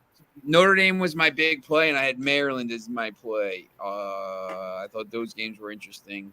I had Ohio. I listened to you about Ohio. I just Not thought me. that guy. No, Amadeus made a pretty good point about Ohio this week, and about how that guy done a really good job. I did. listened to them, and they ended up winning in overtime, which was a really good end to their season. That guy won 10 games this year. I mean, just done an amazing job. So that was cool. But yeah, so I got a bunch of stuff. I don't know if anybody's taking them or not, but we'll see by the end of the week. But I can never know. You never know like what's going on. Like even on this, like sometimes I'll say like 10 people are watching, but really there's like 1,000. Like so maybe we got a lot of people here watching. So. Well, the other thing too is we're on so many different platforms that when you add it up, that's how it is. It works. I need 3 people at the same time to go watch on my Twitch. I need Twitch. I need 3 Twitch watchers to watch at the same time. They give you these like benchmarks to get to like open all this stuff up. Like the other day I had 3 people watching, but they weren't concurrent. It was like one person joined as the other person left. And I was like, you got to be kidding me. So like, I just need. Well, maybe what we'll do is someday do the morning show on Twitch only. I don't know if Foxy is Foxy going to be able to figure out Twitch? I don't know. I don't know him well enough to figure out. I know he gets here, so that's a good thing. But yep. We'll find you that. What's the deal? Well, we'll talk about that at a different time. We're back in commercial, by the way, folks. As Ohio State and Georgia duke it out here in the second quarter. The coach who won the Duke's Mayo Bowl got doused in mayonnaise. It's my favorite part. Well, the guy who won the Cheez-It, Mike Norvell, the guy who got the Cheez-Its Bowl, got doused with Cheez-Its. Yeah, but that's not a that's bad not thing. as fun. That's not as fun. Yeah, but I could eat the Cheez-Its. Yeah, but if you don't have to take a shower after, then That's a good point. Then do you really feel like a champion? Yeah. Well, yeah. I heard that they gave a free jar of mayo to the 100th fan who entered the stadium, and he ate the jar right there. Oh God. I What? mean, don't get me wrong. I like mayonnaise, but not to the point where I'd eat it out of the jar. Yeah, I like maybe a scoop on my burger, not the whole. I can't eat it by the spoonful. I don't know. Obviously, he did that just to get go viral. But My friend Lance won't eat mayonnaise. If it has mayonnaise on it, he won't go near it. You see mayonnaise a lot in Europe. They put it on fries in Belgium. Yeah. Ohio State scores I'm a big 14, ketchup they're up guy. 13. They're up 13. When I'm over there, I prepare different. Sometimes here I'll put buffalo sauce on it. We have the place around the corner makes buffalo fries. They're really, really good. They cook them. They cook the fries, and then they put the buffalo sauce on them, and then I think they recook them. So the buffalo sauce cooked into it, and then they put the buffalo sauce back on top of it as well. I don't know how they make them. They're unbelievable. They're so good. It's just fried in the buffalo sauce. They make a garlic bread cheesesteak. Phillies go with cheesesteaks, but they make a cheesesteak with garlic bread. It's oh my god, it's unbelievable. It's so good. It's just this like little pizza place, and they just like we have all these Italian restaurants that are like amazing, but this pizza place we end up going there a lot on Tuesday nights just because it's real quick, and the food is so good. Can't go wrong with pizza and garlic bread. Definitely. Louisville has the worst 14-game record in the ACC, and since 1961, they're 2-12, and they got blown out by Kentucky. Didn't they start the season like 0-8? Something like that. Yeah, they're terrible. I can't believe. I mean, it's just so weird. New Mexico won. They beat Wyoming. They're still unbeaten. When the pit is hopping, basketball is good, man. That's a great place I've done games out there. It's a great place to watch a basketball game. It only seats about 8,000 people. Yeah, but they all seem to be on top of the court. Yeah, it's like, and you don't realize it because they talk a lot about Denver and stuff, but Albuquerque's a mile up as well. I mean, it's 5,200 feet. So, you go there and you can't breathe. Like it's just, you're trying to run and you can't breathe. It's just it's crazy when they're good. I was talking about this on the ESPN show about college basketball. When those, and I think we talked about it with football the other day on the morning show. Like you need these. You can't just have ACC and SEC, and it's good, but you need to have New Mexico and UCLA or USC in football, or Washington in football, and Utah and Minnesota, San Diego State. Yeah. Yes, Danny. Like you need to have college. I think I like college basketball better because you have all those teams that jump in every once in a while. Obviously I'm a North Carolina fan, but you like to see interception. Yeah, it was the route got broken. He didn't break the route off, and he threw it right to the defensive back. So can you imagine if these two games? If you bet both those two underdogs on the money line tonight and they both win, after all this stuff they go on, Georgia goes unbeaten. They're the greatest team ever, and Michigan's the greatest defense ever. And the final next Monday is Ohio State and TCU. And that'd be fantastic. I mean, look, they'd both be, TCU would be 13-1 and Ohio State would be 12-1. I mean, it would be a fantastic game. If it's Ohio State and TCU, I think you could make the argument that it might be higher scoring than a Ryder Maris game, basketball game. Right. That game might be first to 60. Right. And that's and both these teams play pretty quick, so you're probably going to get you get 65 plays in the first half. Yep. So right now, they try to run on that one. It's now second down and about 8, I'm guessing. So Ohio State's driving to take what would be a 2-score lead. Okay. Yeah, I don't know. TCU and Ohio State's not a final I want to see personally. Not a game I want to watch. That would I think the executives at ESPN would be very upset because ratings would not be big on that one. No, I really don't think people would tune in as much for Ohio Whoa. State TCU. Personally, I wouldn't really want to. Brilliant job by CJ Stroud staying, mobile and almost getting sacked, but then finds Marvin Harrison Jr. Wow. again. And Wow. so we're now about to get to 21-7. Yeah, now we got the Michigan TCU game all over. But again. you know what? Goodbye, Georgia. We got the Michigan TCU game, but Georgia is a little bit more talented than is Michigan when it comes to returns.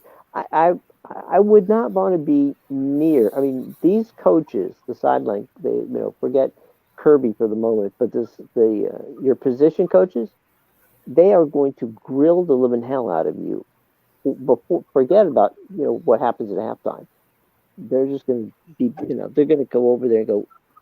It's a good thing that Tom Brady's not there. They'd be breaking surface pads all over the place. But this is one of those. How the hell did this happen? You know what? If I'm a Georgia fan right now, I'm really worried because Michigan and Georgia are like two of the best defenses in the country, and both gave up 20 points very early in the game. Now, so I know Georgia's got frogs. Yeah, I know Georgia's got a little more talent, but I still think going in this 21-7 hole is not what they want to do. No, politically motivated. Got to tell you, the Horned Frogs showed up today, buddy. They played well. The Hypnotoads. They did you proud. Yeah, it's interesting. I would be interested to see. Ohio State would be favored, I think, in that game, probably by like a touchdown, maybe. But I would take TCU probably. What's that? I would take TCU. I would think. Actually, I know Caesars had the lines before these semifinal games went off. Caesars had basically a prediction, like a line for what all 4 outcomes could have been: Georgia, Michigan, Georgia, TCU, and then I think Michigan, Ohio State, or whatever the 4 outcomes were. But they had a line for every single one. Look that up. It was weird. It was like we didn't know who was going to be in the finals, but if you wanted to bet it, they had it all. For those of you wondering what's going on with the graphic, I'm having a little trouble getting it to edit the way I want it to. It has Ohio State as a 12.5-point favorite in that game. Wow. I would take the 12. Oh, wait. Sorry. That was from 2018. Oh, was okay. Yeah. They might have taken it down now because the games are on. But, really, before the game started, for the last, 2 weeks, they put it out. It's like, if you want to bet on the national championship final, we don't know what it's going to be. But here's your 4 options. Pick one and bet. It'll be interesting. I think they would be. Suarez just signed somebody. I think there'd be some action on that game. Well, if you're gonna give me double digits for TCU in a national championship game, I'll take it. Luis Suarez joins Gremio. Why? He's old and didn't he go back to it? He was literally playing for his hometown team, Nacional, was he not? No, Gremio. Yeah, but didn't he leave Atletico for?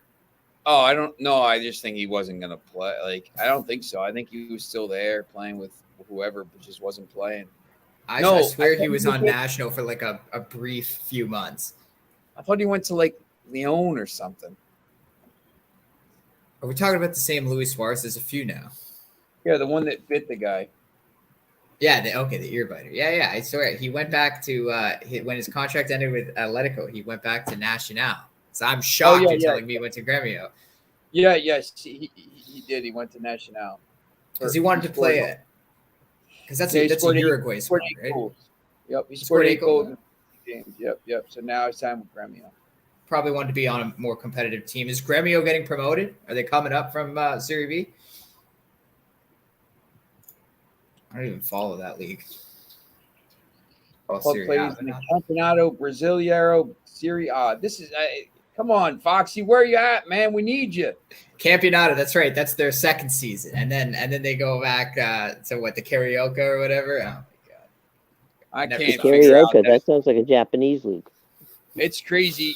You play these like in like I don't even know in January, February, and March they play in these like state leagues. Like you just play like your home state in Brazil, and then the league opens. It's just I can't understand. I can't figure it out. Like Here it's comes Georgia, by the way, boys. They are on the 45-yard line, their own 45-yard line, first and 10. 10:22 left to go in the first half. You may continue to talk. We can talk about football if you want. Talk about whatever anybody wants to talk about. You got a flag. I think Bennett might have crossed the line of scrimmage and when he was throwing his pass here, or probably a lineman downfield. Usually, when that's what happens when those kind of things happen. You know, I'll you know, it's a huge. I know Joe Wiz was talking about it before he got disconnected, but before it's the flag massive day of NFL tomorrow. I mean, there's huge games tomorrow. I mean, there's, you know, every game, you know, means something. I mean, even the ones you think like, oh, this game's terrible. Like, you know, Jaguars, you know, that, you know, I don't know why the Jaguars are favored in that game. I can't imagine they're going to play anybody, but, you know, the Jets and the Seahawks, 49ers and the Raiders, the Rams and the Chargers, the Vikings and the Green Bay. Those are the four, you know, late window games. There's a big game with the Commanders because they're right now holding down that last playoff spot. If they win out, they keep it. Who did Washington play last week? They lost to the 49ers. So teams that lose to the 49ers, I don't even know if it's teams that lose to them or teams that play the 49ers are 0-14 the next week this year. What are they like? PTSD after playing them? Bennett just hit a big chunk play and sets the Bulldogs up in the I think it's in the red zone. I can't quite tell from where I'm looking at. My position in the press box is not that good. Okay, there we are. Yeah, it's about the 12-yard line, and they're about to score on a run. Yeah, he got it.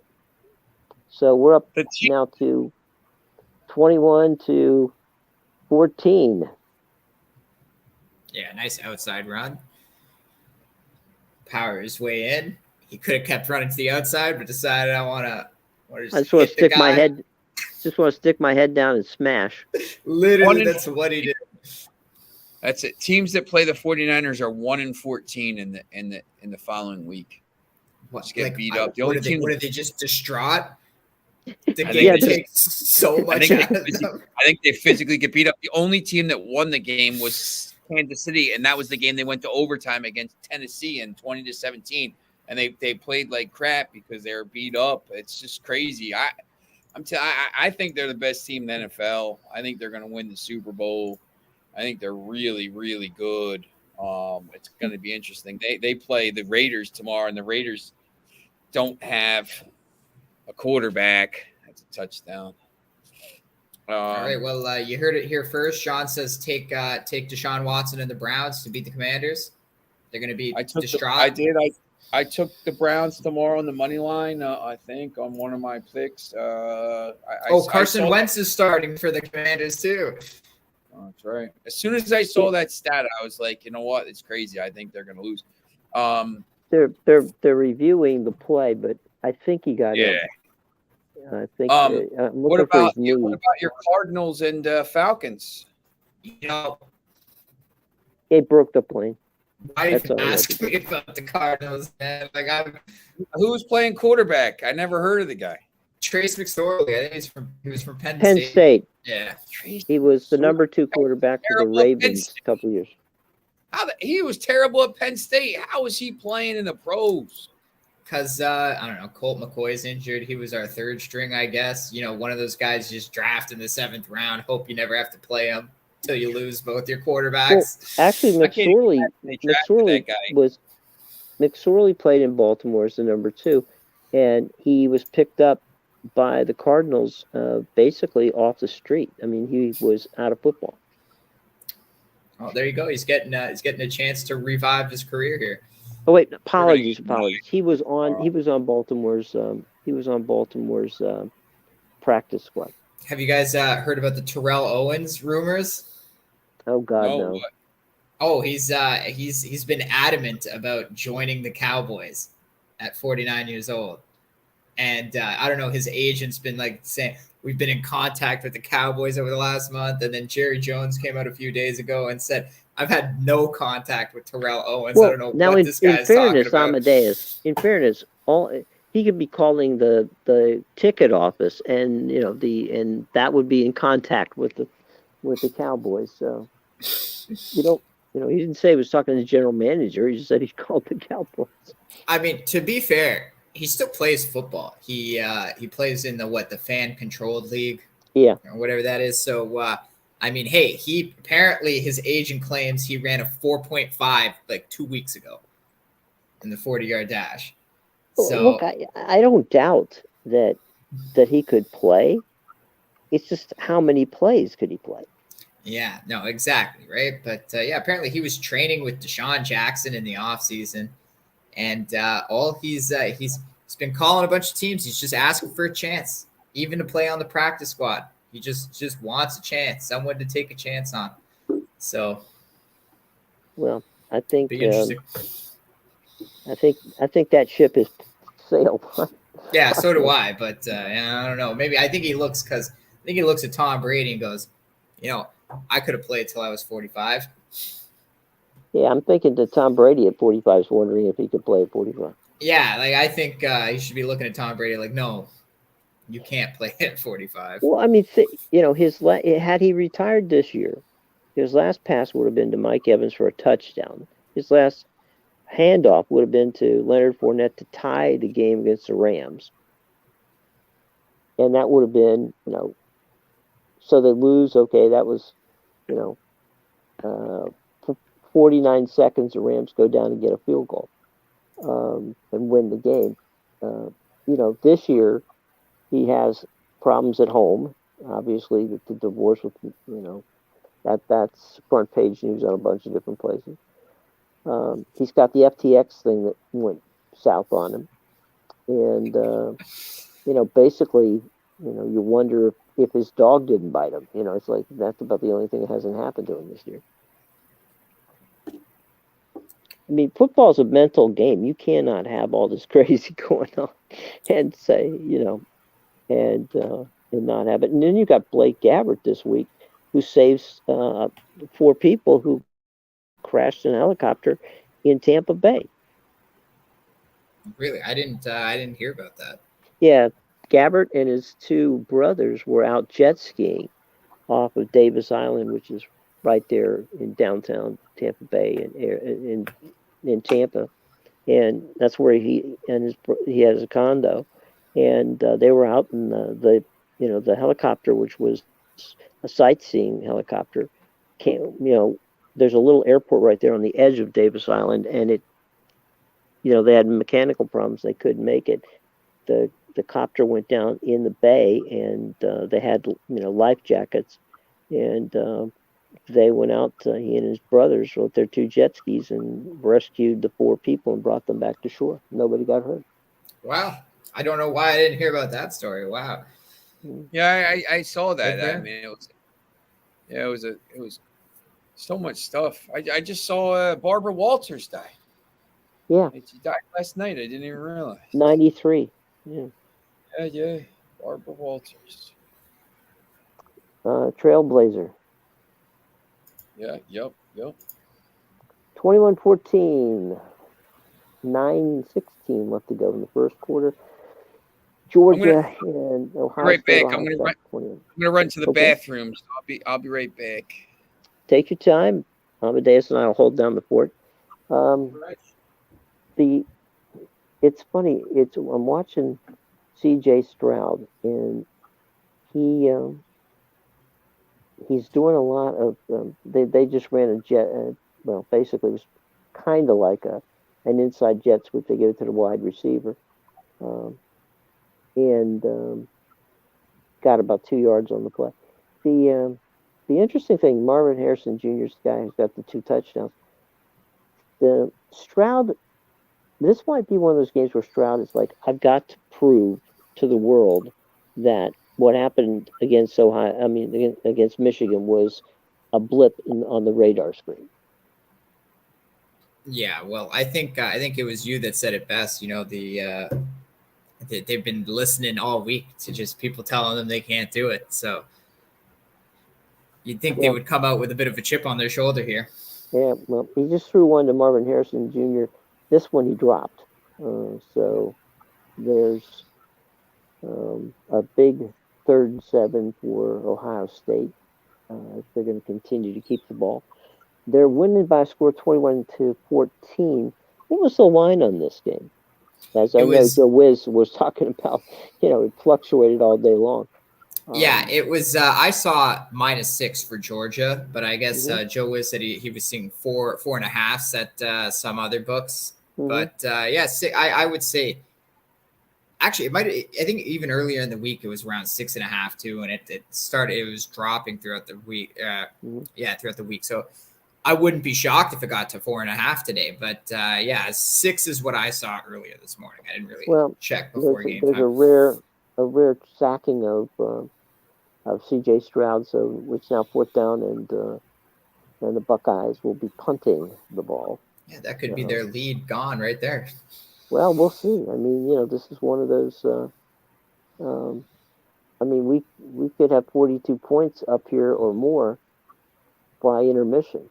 Yeah, and I think it's big because if Georgia can come down and tie the game on this next drive, there's about 9 minutes left in the half. So Ohio's there's 7:41 right now, and Georgia's taking over. Yeah, so if they don't take too much time off the clock, Ohio State, maybe they get another stop, and then Georgia has maybe like a minute left or something. They score a touchdown and take the lead before halftime. They come out in the second half and get the ball, which is huge. Really have a chance to blow the game open. It's it's one of those things where you're just wondering is are they going to be able to stop? Is either of these teams going to be able to? Georgia's defense stopped them on that Ohio State on that particular series, but in fairness to Stroud, Marvin Harrison Jr. dropped a pass that would have given them the 1st down. So you got to watch those drop passes. Yesterday, I know that a lot of people were getting on DTR at UCLA for the picks that he threw, and watching the game, the receivers on both cases on those interceptions, the ball hit them in the hands, and the Pitt players, defensive players. One was a quarterback, I think the other was a safety, I'm not sure. Anyway, the secondary literally had the ball bounce right into their hands. It was like a tip drill. So, you look at a quarterback and say, oh, well, he's got 2 interceptions. Well, if the guys had caught the ball, he wouldn't have had 2 interceptions. He hit them right in the hands. So sometimes, you look at these things and you're just looking at the at the stat sheet, and the stat sheet says this, 2 interceptions, and or in this case that he's had an incomplete pass, when in fact it was Marvin Harrison in this particular case who could have had the first down. All he had to do was actually catch the ball. But he's got 2 touchdowns, so I think we'll give him a pass on that one. Yeah, but no, I definitely agree with the sense that sometimes the stat sheet doesn't tell the whole story. Like we saw Right. 2 of the interceptions Michigan got were deflections off TCU guys' hands. So Right. the quarterback can only do too much. I Right. as a quarterback, I could put it in the breadbasket, but if you're gonna go and throw it up in the air with your hands, tip it with your Right. fingers, then anybody can catch the ball. So Right. yeah, you can't blame the quarter for those kind of interceptions. Absolutely, but the one we saw Stetson Bennett throw, where you're right at the Ohio State. Obviously, that was more of a miscommunication, but still, you gotta have your eyes and see. Okay, my player's not doing what I wanted. Maybe don't throw right to the Ohio State player. Right. Well, those timing routes, like the one Bennett had, I mean, he threw it with the idea that the guy was going to break, and he didn't. So okay, fine. It's it's a broken route, but at the same time, sometimes the pass you don't throw is better than often the one you do. So maybe he would have been better off holding it a little longer and tossing it to the hot dog vendors as opposed to maybe throwing it across field. Yeah, and you see a lot of the younger quarterbacks in the NFL do that, right? Like they'll be going to the ground, getting sacked, and they don't want to lose the Here 8 comes yards. George's. Oh man.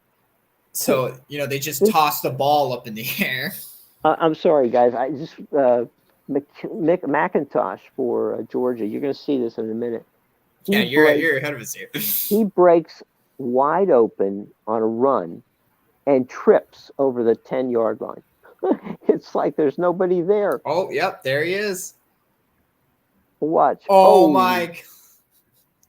Now in the pros, he could have got up because nobody touched him. But yeah, that's what if you're watching the Premier League games earlier, that's what Sarmiento did close to the box. What did he step on the ball or something? Yeah, Sarmiento he had 2 guys and he tried to thread the needle, and he puts the ball in between the 2 guys, and then he goes, and the 2 guys don't even touch him, and he just straight up dives out on the ground, and the ref actually gave him a yellow card for diving. But that play was hilarious. Yeah, and you know what? It actually screwed them later in the game, because then in the 90th minute, he was getting tugged in the box, and if he just goes down, that's a penalty. But he had already gotten the yellow card for diving, so he tried to stay up and keep the play alive, and he ended up passing it. They didn't get anything done on it.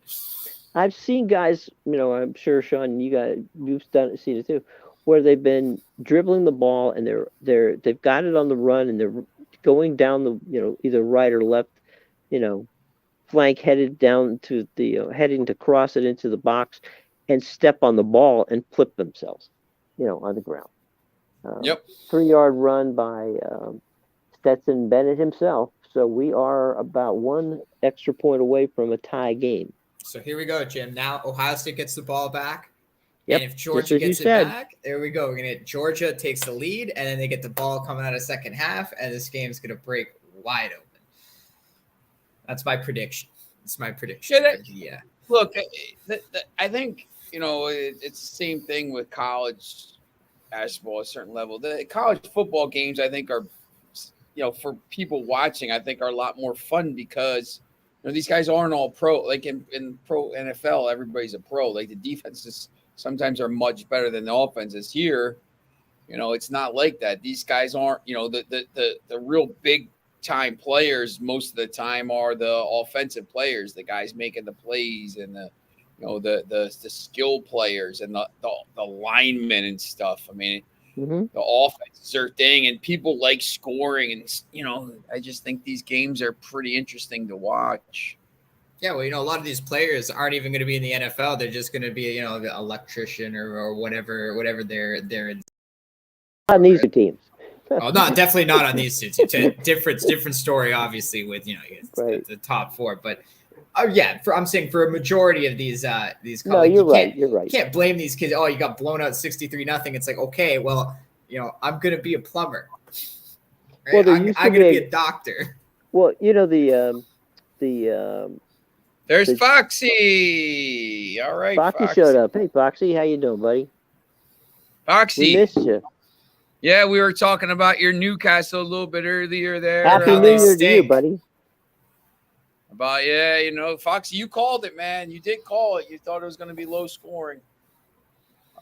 Be interested to see what happens Tuesday with that game, obviously, with the mighty Manchester Reds breathing down your neck now for that spot there and breathing down City's neck for that second spot. The But yeah, mighty Manchester Reds. Is that what we're calling them now?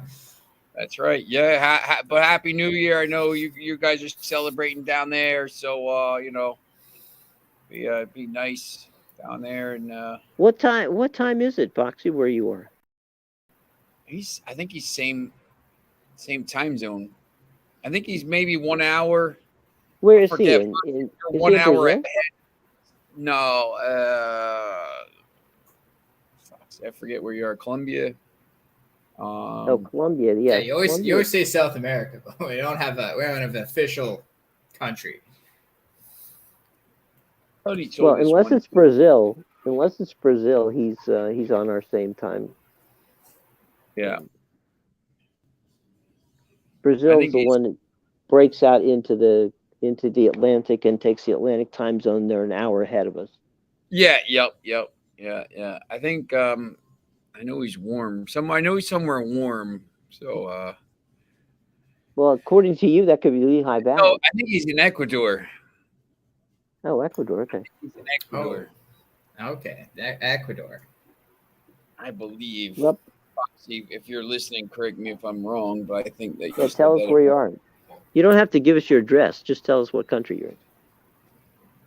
I think that's closer to the central time zone. Yeah. 5:21 left to go. 21-21. Third down and 1 for the Buckeyes. Keep the drive alive. They're in our time zone. Mm-hmm. Ecuador, Ecuador's in our time zone. Eastern time. Mm-hmm. He didn't get it. Yeah, 9:30 now. Okay, think. yeah, so exactly. Oh, he's from Colombia. Or not wait a from minute. Colombia. He's in Colombia. Sorry. Yes, Medellin. I knew it was in. I thought Colombia first, and then I thought maybe It's 9. Okay, so he's right on the same time as we are. So you're same time as us. Yeah, Foxy. I don't know if you're watching this game at all. If you kind of you started to get into betting a little bit with the football and the NFL and the college. I think some college basketball. I'm not sure if you're watching this game or watched any of the first game. But it's been pretty interesting. The first game was, like a basketball game, 51-45, and then this game is trending that way. It's already 21-21 in the first half. The Buckeyes lined up for a 4th and 1, and then they let the play clock run down to 1 second, and they called the timeout. So my guess is they're going to Just punt the go ball. for it, man. They're gonna punt the ball, I guess, because they're in their own zone and they want to. Well, you make one little slip up and you're on your own 30-yard line. That's what I mean, right? You don't want to give the ball to Georgia with in field goal range, pretty much. Right. Speaking of field goals, how about that Moody earlier hit the 59 yarder for Michigan, and it looked like it didn't drop for the bar for a while. Like it looked like it would have been good from well over 60. Yeah, I mean, he's a pro kicker, that guy. I was watching him make the kick, and I was like, "This is your NFL audition right here." Especially when he got iced and missed it left. I was like, "Okay, you have the distance. You just need to straighten it out. This is your NFL audition right here." Okay, a team's gonna draft you if you just make the 59-yarder. Because a lot of college kids, they barely kick from the 30-yard line. Some of these teams, man, they'll be on the 35 and they're punting, and I'm like, come on, I need the score. It's one of the funny things. Actually, they are going for it, and they got penalized, so they're not going to go for it. They had motion. They would have gotten it. Stroud ran for about 3 or 4 yards, but there was motion on the play. Meanwhile, back at the ranch, Justin Tucker, who graduated from the University of Texas, and is the kicker for the Ravens. The reason I bring him up is, we all see, pretty much at each market you have, one of the players is a star player and he gets all the TV commercials and, endorsement deals and like that. In the Baltimore area, I've never seen anyone, or in professional football as long as I've been around it, which is 46 years almost, I've never seen a kicker as the lead spokesperson. But Justin Tucker gets all the endorsement deals. He's an incredibly talented person from a communication standpoint. And oh yeah, he just also happens to be a professional opera singer in the off season. Really? Yep. Wow. So Yeah, good for him. Considering he's not just an NFL kicker, he's like one of the best. He is in the history. NFL kicker. Yeah. He's like what 97% make rate throughout his career or Well, something. he missed 2 last week. Oh, did he? Oh, okay. But in fairness, as you guys all remember, last week was incredibly cold, so it was like kicking a brick. Oh, that's and true. The other thing was that the wind was blowing, in upwards of 45, 50 miles an hour. So, he can be forgiven for missing. But no, Justin Tucker's an incredibly talented, incredibly funny guy who, as I say, you don't normally see kickers get the starring roles. But in this particular case in Baltimore, he does. Yeah, he's a Hall of Famer by far. He's got to be. I accidentally looked up and saw this white, this white jersey guy running the ball back for a touchdown. I thought, my God, just what happened? And it turned out that they were showing highlights of the Michigan game. So scared me there for a moment. I see the one you're talking about, the pick six there. That what ruined the whole game for Michigan, pretty much.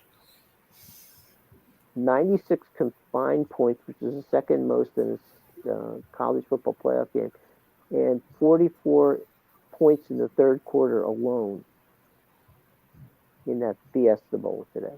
Yeah, that was a wild third quarter. Basically, half the game was in that third quarter. Hey, what are you guys thinking? They're going to be changing, obviously, to 12 teams in the playoffs. I think that actually is going to make for a very interesting and fun situation.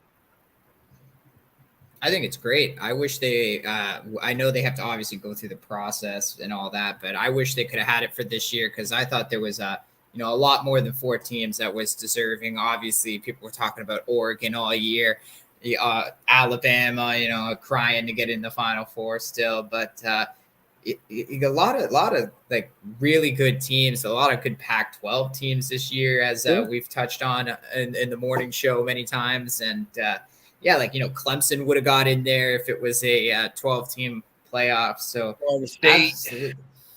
Well, Tennessee would have made it too. Yeah, absolutely. That's what I mean. Washington. Thought it would have been definitely better. I hope. When does that start? Next year, I believe, or is it like two years? The following year. 2024. Yeah. Yeah. It was supposed to be not 2026, but they moved it up 2 years. This is what I mean about the process. Like, just everybody wants the 12-team playoff. We've agreed on it. Just do it. Just like put it in for next year. We want to see. Well, and they're going to play the first set of playoff games will be held at the team with the highest ranking. And George is on their way on another drive with 3:45 left to go in the first half. Bennett just hit a pass for about I'm gonna guess 35 yards or so. My prediction is coming true. Yeah. What's that way? Here comes the leading score, and then the dagger right out of the gate in the second half. Here comes the dogs. Luka Doncic has 51 points, 6 rebounds, and 9 assists today. What? Wow. Yeah, was he playing against Temple? What? Oh, I mean, they're playing against the Spurs, and they won 126, 125, so that he needed every point. My God. You have a 50-point game and almost lose. Yeah. Well, Pete Maravich back in the day had a 71-point game when he was at LSU, and they only scored 80 points. Wow. Just feed it to him every play. Pretty much. Can you imagine scoring 71 points and losing?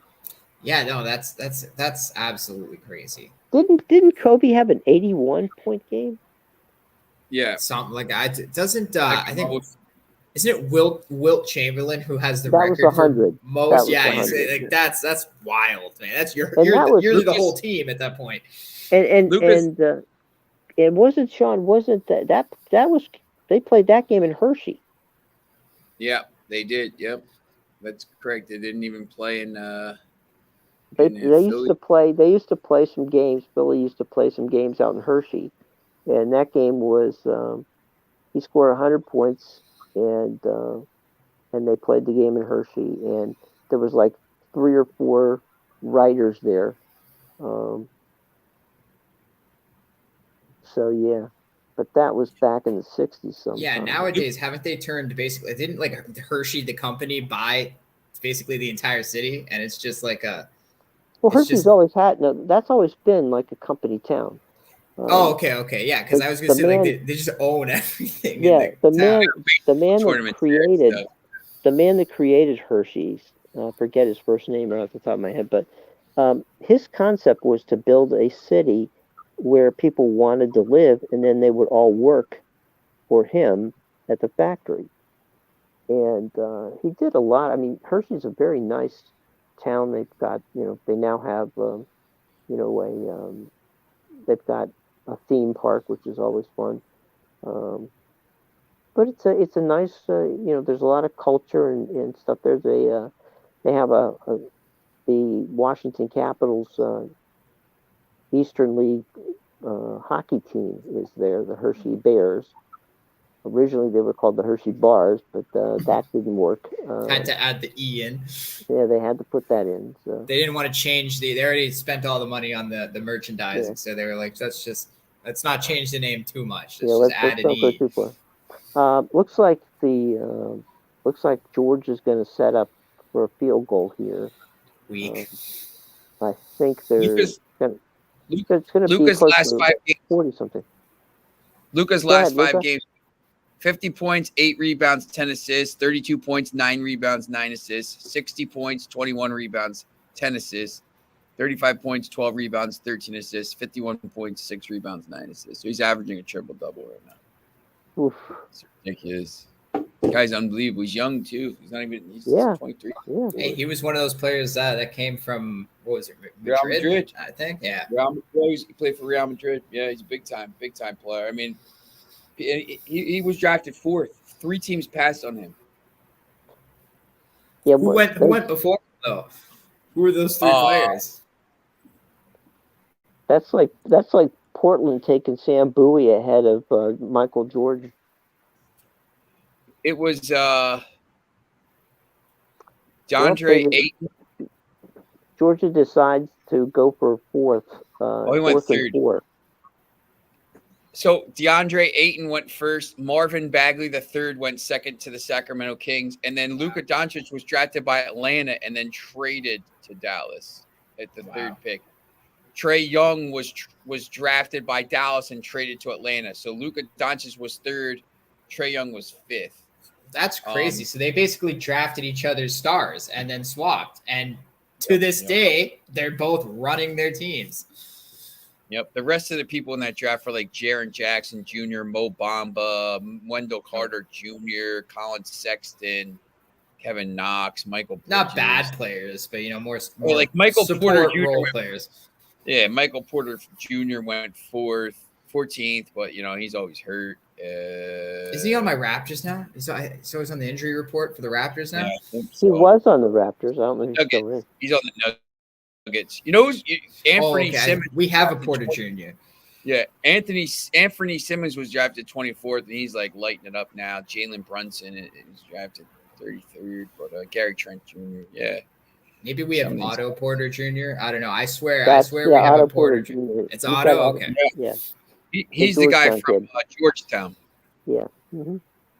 Georgia, speaking of Georgia has just taken the lead 24-21 on the field goal. Weak. Yeah, go for it, man. You need touchdowns in these games. Get to the 15-yard line and settle for field goal. Weak. It was a 4th and 4.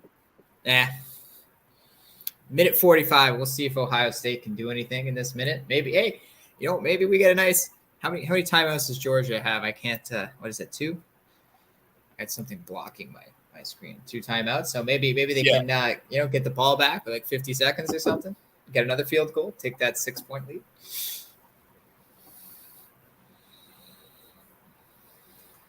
Be interesting.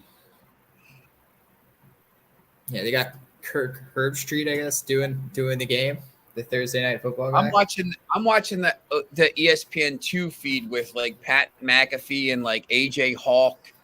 Pat McAfee, okay. He's funny. 2 other guys, but I kind of have it on mute and I'm listening to music because they're playing the extended dance mix for the for New Year's Eve dance mix on Sirius XM first wave. So I'm listening to that kind of in the background. I don't want to listen to it too loudly to get one of those we get a copyright infringement. They're brutal about that stuff. We get them every once in a while for things. Sometimes I'll be watching. I'll do a game, stream a game, and they put it up there because they're playing music, in the 5 minutes before, the half hour before the match, and I'll start the stream early and just have it watching the field, and there'll be the last minute of a song, and they'll have like a copyright. And I'm like, oh man. So you gotta like pick that part out of it and stuff. Yeah, clip out the first minute.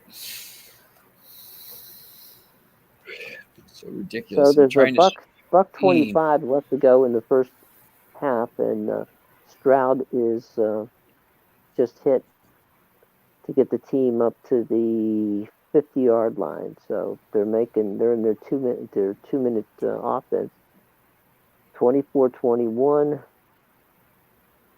Stroud is 13 of 17 for 185 yards and 2 touchdowns in the first half so far. And he just hit another one. They're about 3 yards outside of what potentially could be field goal range, with a buck and a minute even now. Yeah, well, definitely a competitive game here. It looks like we're gonna get a big second half. Touchdown, Ohio State. Wow, so they take the lead. Yeah, but that means now Georgia's going to get the ball back with around 50 seconds left. 37-yard touchdown to Xavier Johnson. Wow. They're putting me to work on the scoreboard. Yeah. At least you didn't have to do it for the TCU Michigan game. Yeah, that would have been brutal. It's like every 5 seconds, 80-yard pass. Yeah, it's like, guys, pick 6. Leave it alone, huh? Yeah, they definitely left Georgia with too much time here. Yeah.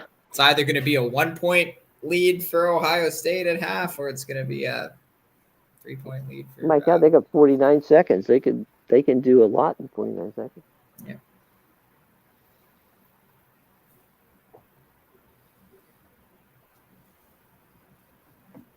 But we'll see. They're showing the replay, and there was no pressure at all on Stroud, and there was blown coverage, totally blown coverage, because I'm not the guy who was supposed to cover him was 2 yards behind him, and he tried to bump him. I think he tried to bump him off the line and just got. Yeah. It's illegal contact anyway, but yeah, he tried to bump the guy coming out of the backfield and it didn't work.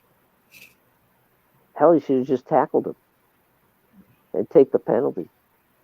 Yeah, you can't let that happen. That's bad.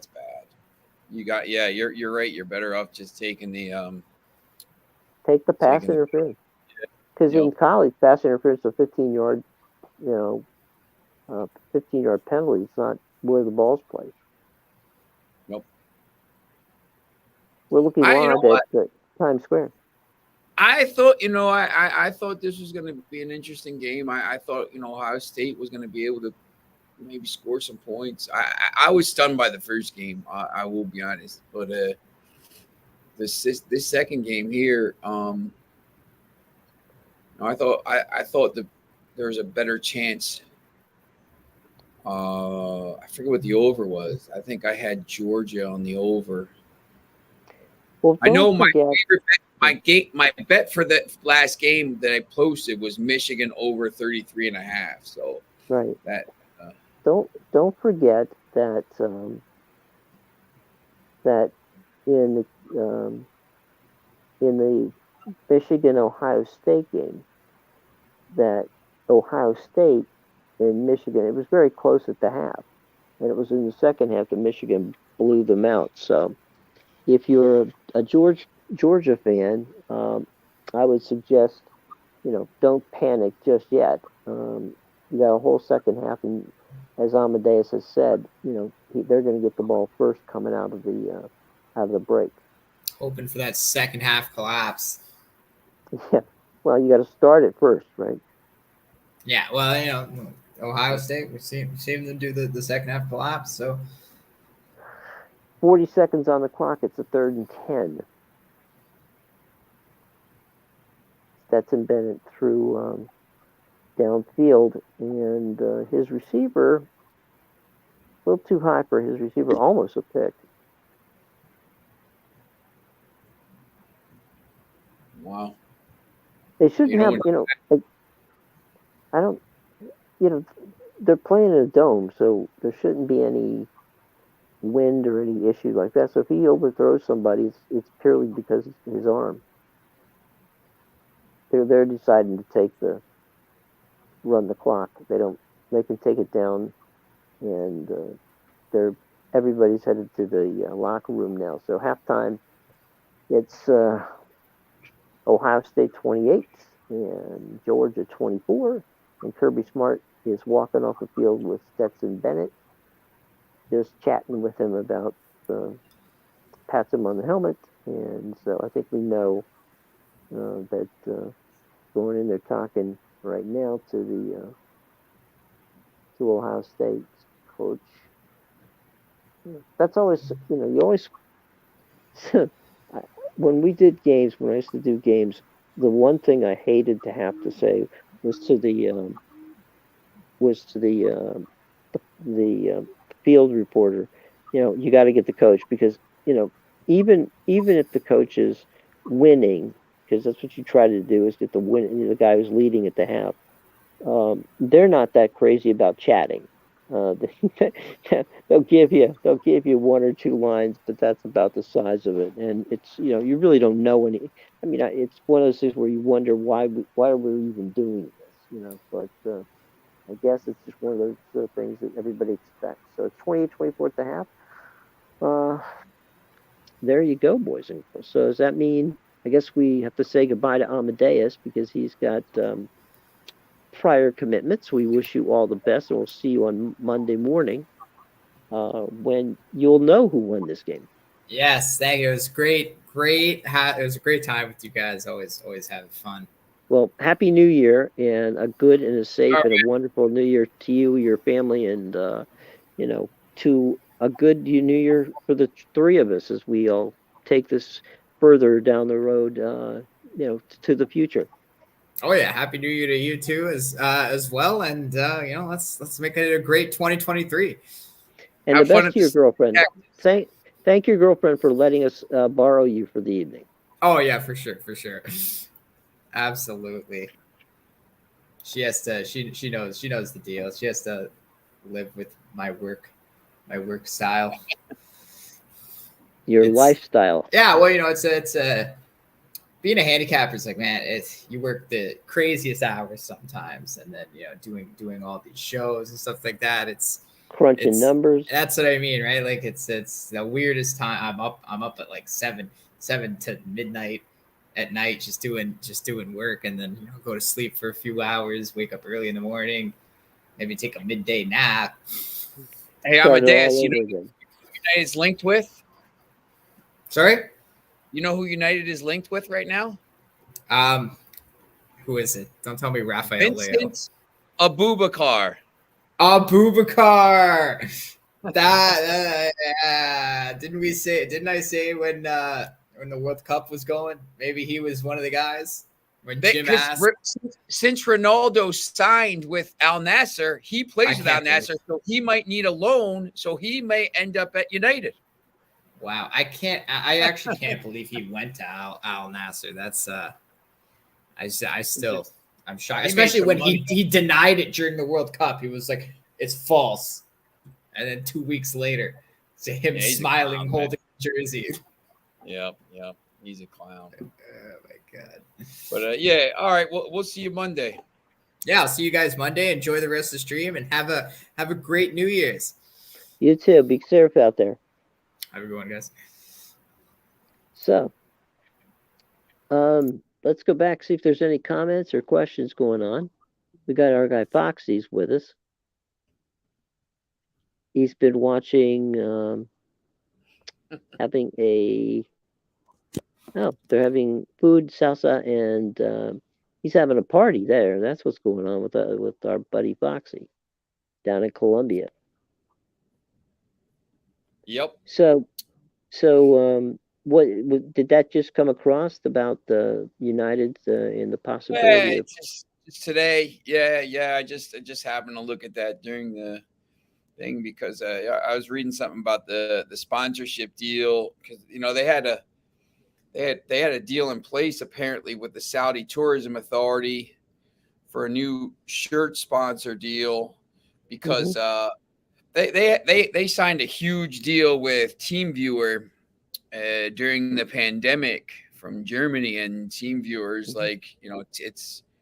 it's like Zoom, so everybody's back at work.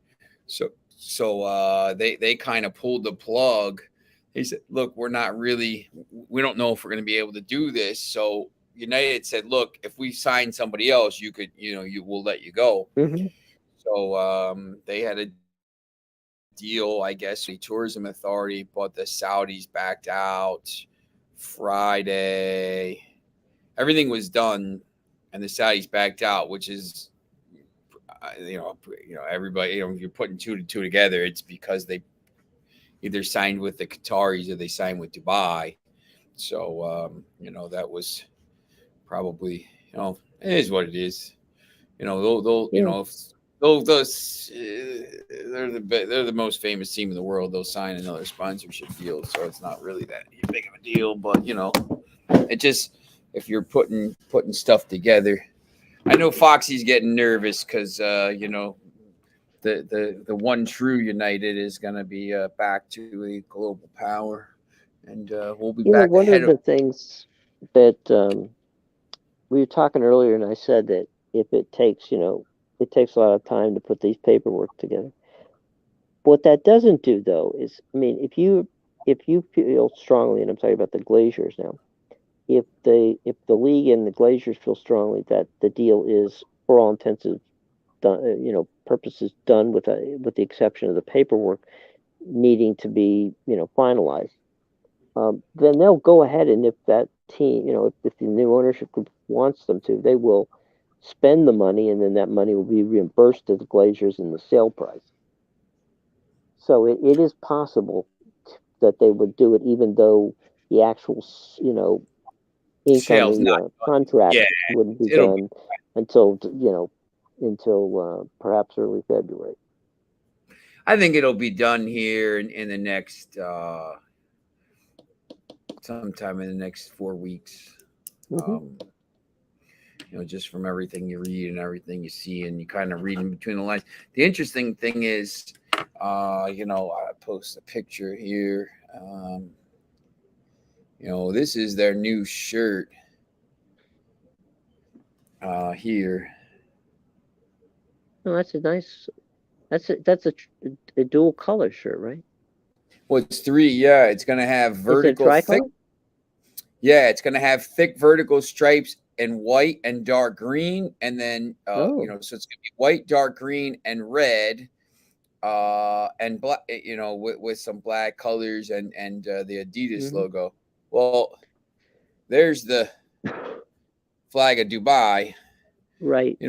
It doesn't take a kind of a rocket scientist to make that connection between the two there. You So, broke the code. People were kind of talking about that. So, it's weird. I knew they were talking about dark green at some point. So, Mhm. it's interesting because the colors this year, they got those fluorescent highlighter uniforms they Right. use for their weird kit, which are pretty. The white ones. I was talking to Mark Eckel today, and he loves those white ones that they use, the away ones. So 96 total points, most of Fiesta Bowl history, 1,016 total yards, 44 third quarter points, most in any quarter in college football playoff history. That was the first game there. So yeah, but yeah, so it's interesting. I'm just I mean, Well, I don't really I don't care who buys it. I want the team to be well, if it's competitive. Dubai, they're going to spend money. Yeah, it doesn't matter. Like Dubai, Saudi Arabia. I mean, it's clear here that I think we talked about this a couple, maybe a week ago, 10 days Mhm. ago. When they're not. Someone said, "Oh, it's going to be someone from USA." They're going to they're going to get them as much money as if it's an open bidding thing. Like, Right. if I say 5 billion, these guys are going to say 6 billion or whatever. So, they're going to get the most money available, which means, you're probably not going to go into a bidding war against this nation state. Those have unlimited capital. So someone that's going to buy it is going to have enough money where 7 billion or 6 billion isn't going to put a dent in their bottom line. And Right. they're Well, I buying it think to that make a statement. you brought up, that we were talking about the point of Jeff Bezos, and I think that Bezos realized that if he and Jay-Z have a better chance of buying the Washington football team, and at a much less, the price will be steep, don't get me wrong, but it's not going to be the kind of money that it would take to get to get uh, to get Manchester United. The other thing is Bezos also wants seriously to have a long-term agreement with the Premiership and Yeah, streaming rights. So I don't think he wants to own a team and we be, can't. They won't let be him. involved. Yeah, they won't let Yeah. him own a team and do the Right. streaming rights. So, I mean, he can I mean, do it. He can do it in the National Football League, but he can't do it there. yeah, like bigger picture. Mhm. The obviously the owning, the streaming, and it's clear. We talked about the YouTube TV Mhm. getting NFL and Amazon Right. having the Thursday Night Football and And probably getting the Pac-12. probably getting packed Apple TV having the MLS. I mean, it's Mhm. clear where the streaming stuff is going here. So I got knocked And they off just paid and a lot of money for the rights for cricket in and rugby in India and Australia. yeah, I mean, I'm I watch a little bit of cricket. I like Willow Channel and Mhm. I like I'm more of an IPL, but I do like the ICC, the World T20 and the Mhm. over 50. I like the ones that go on for days or Yeah. I don't I don't need that, but I do like the 50 overs and the 20 overs, and I think that's obviously more of a who's got 5 days to watch a cricket match.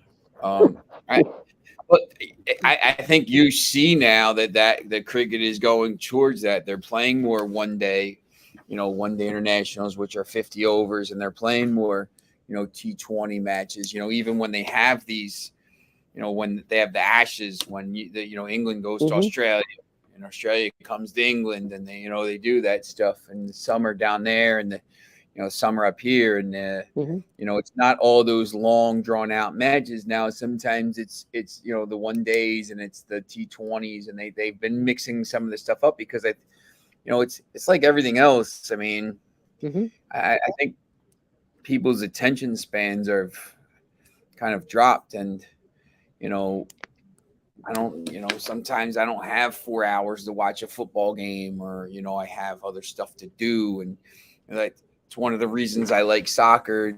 The games are over quickly. When Manchester United played this morning, the game was over by 9:20. So, Right. it's if they're playing at 12:30, next, I think Tuesday they have they play at 3 on Tuesday. They play at 3. They play the same time as Real Madrid. So I have a basketball game, I think, on Tuesday at 5:30. See what game I have. There's Allentown at Steiner, so it's about a half hour from my hat. Like I know I'm gonna watch the Manchester United game, jump in my car, and I'll get to the game in the first quarter, and I'm not gonna miss much. But if sometimes with baseball, that was the main problem I had covering the high school games for baseball. Sometimes like I got a tutor at 7:00. Well, if the game, one time I had a game go to 14 innings, you can't just leave the game. No. So it is what it is. But soccer's not like that. It's going to be over at a set time. Well, the other thing too, and we're finding out they're building. Cricket's building an interesting following here in the U.S. They've got cricket grounds out in the Los Angeles area and down in Florida, and so there is an international look for it, and we'll see how that works out. Ohio State 28, Georgia 24 at the half, and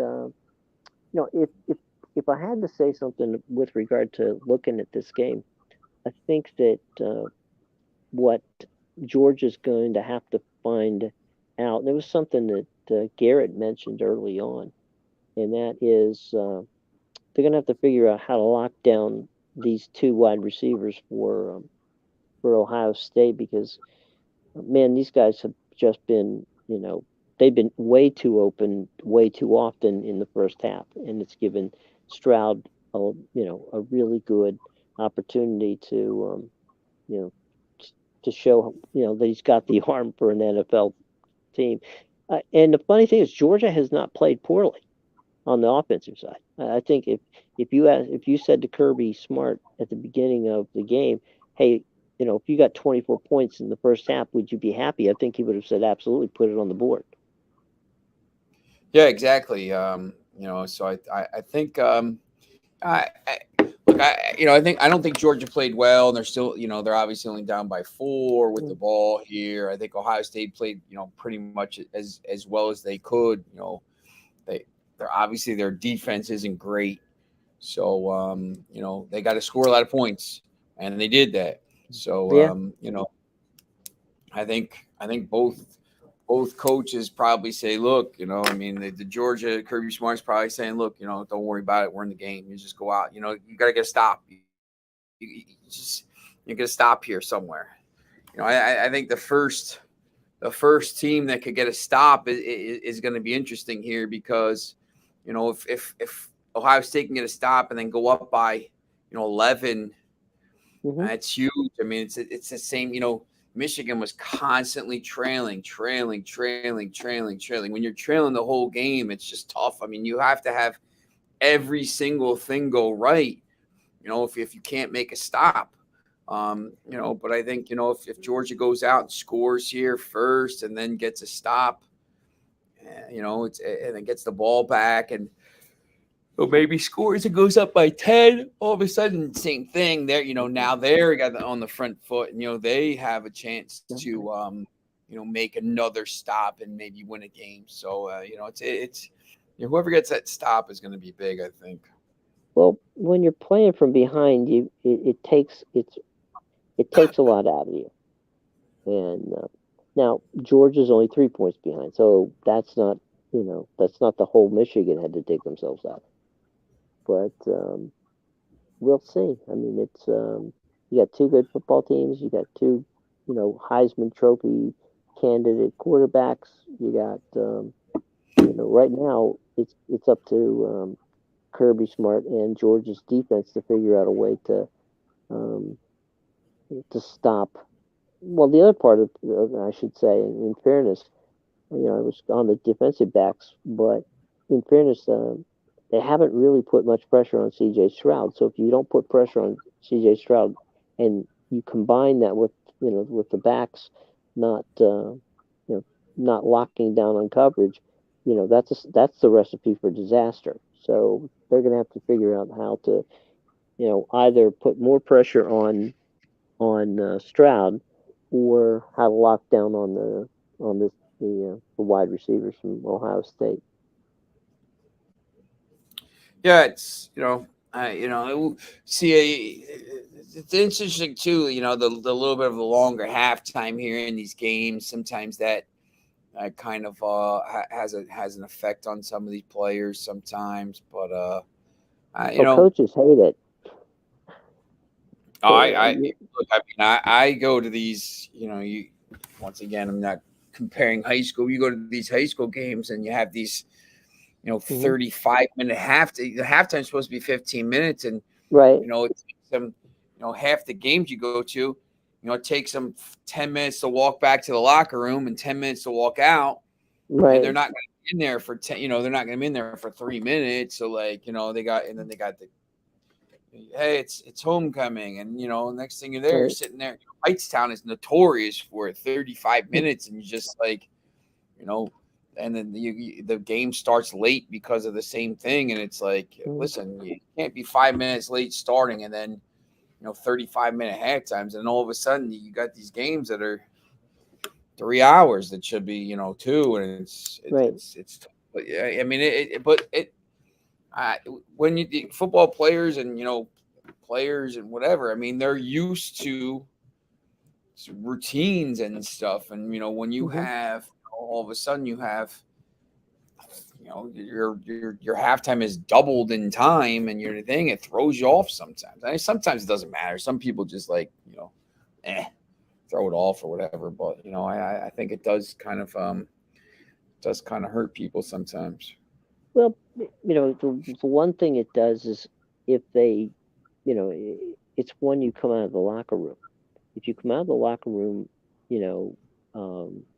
and you have to stand there and wait till the band or whatever gets off the field, well then that's energy that you're using up, that you're mentally starting to drift away from the game, and more or less just standing there waiting for something to happen.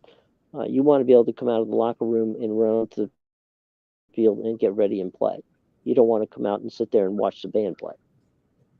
And again, there's no shade against the band. We all love bands, so there's that. But I think they're just about ready to get started. If you can see inside the dome, they've got they're playing some 3D stuff that they did with cars. I think it's a Mercedes-Benz commercial. It's pretty cool. They have this. I saw a commercial they did with Kia. For the St. Jude's Hospital. Yeah, it was they set that thing up in the car, and in the room where they had the kids go through the North Pole. And I just think that's cool. I'm a big fan of that place because I mean, people get sick. It is what it is. I mean, if you live long enough, you're going to have some issues. But I always find it difficult, like kids that haven't even had a chance to live life or anything, and they're dealing with this like brutal stuff. So parents have enough stuff to deal with sometimes, and they get, that place I think does a lot of good for a lot of people. Absolutely. So, And it's I always I always like the Shriners hospitals. I mean, Shriners do a lot of good work. Right there in your neck of the woods in Philadelphia is where they started the Ronald McDonald houses. And yeah. So it's amazing that at this time you gotta go to those kind of places and not have the government kind of with healthcare and stuff like that. But maybe someday we'll be able to. You and I are political science majors, so we should.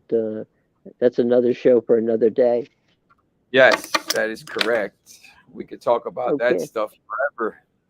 So we got Ohio State ready now to put the toe to the leather and get this third quarter underway.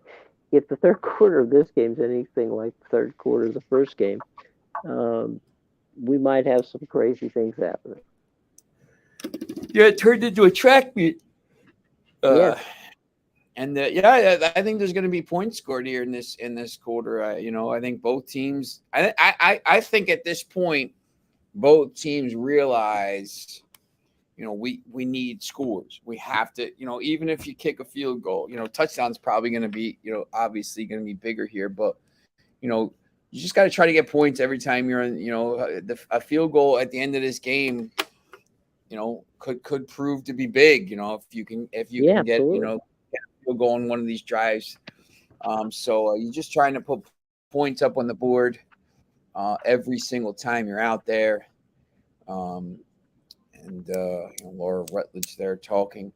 But yeah, I think once again, the key here is who gets the first stop. If you can get a stop here at some point, if you're Georgia or if you're Ohio State, I think that becomes absolutely massive. If you can, if you can take a double-digit lead here in the second half, I think that becomes massive for either team.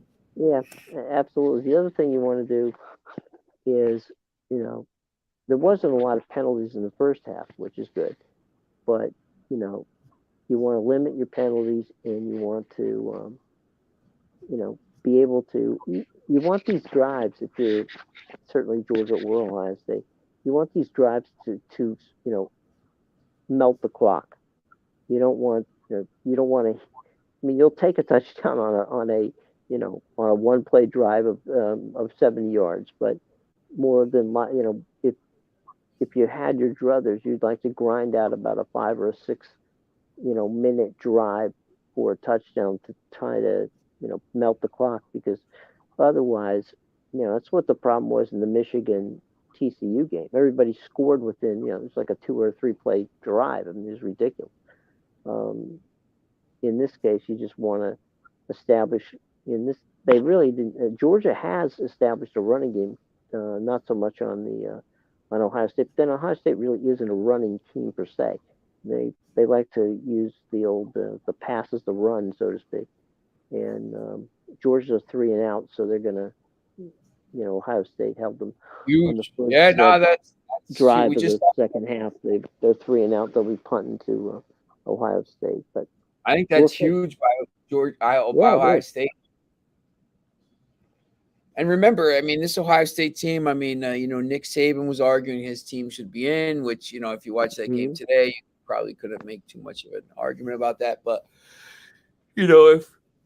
if Ohio State and TCU win the games, I think that argument is completely null and void, because, Alabama didn't win their conference and they lost 2 games. Well, if it's Ohio State and TCU, then we're going to get your track shoes ready. Yep.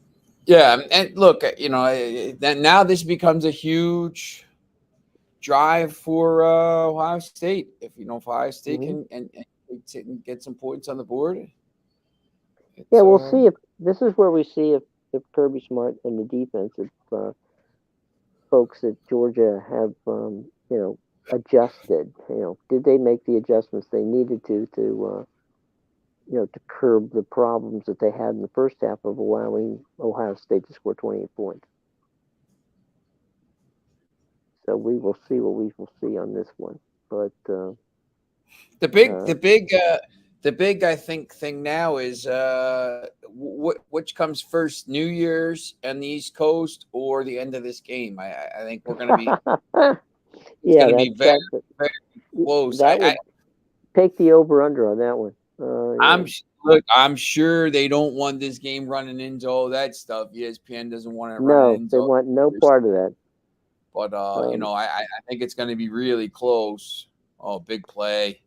Stroud just hit a big pass into. I think it'll be maybe 5 minutes, 10 minutes under, but yeah, Stroud just hit a big pass into Georgia territory, and now they run the ball, and he's got about 8 yards in the first run. So Ohio State kind of offensively is picking up where they left off in the first half. They're making some plays and staying ahead of the chain. So it seems like they're playing pretty strong. But you're right. I mean, people forget that, obviously ESPN is owned by ABC. They would prefer that you be watching their, Ryan Seacrest's Dick Clark night from Times Square. Stroud's going deep again, and again he connects. So whatever defensive plans they had on curbing the Ohio State offense, they're not working. And I'm telling you, I mean, the cleanest jersey in the building is C.J. Stroud. They have not. They sacked him once, but they haven't pressured him at all. I'll tell you what, he's putting in.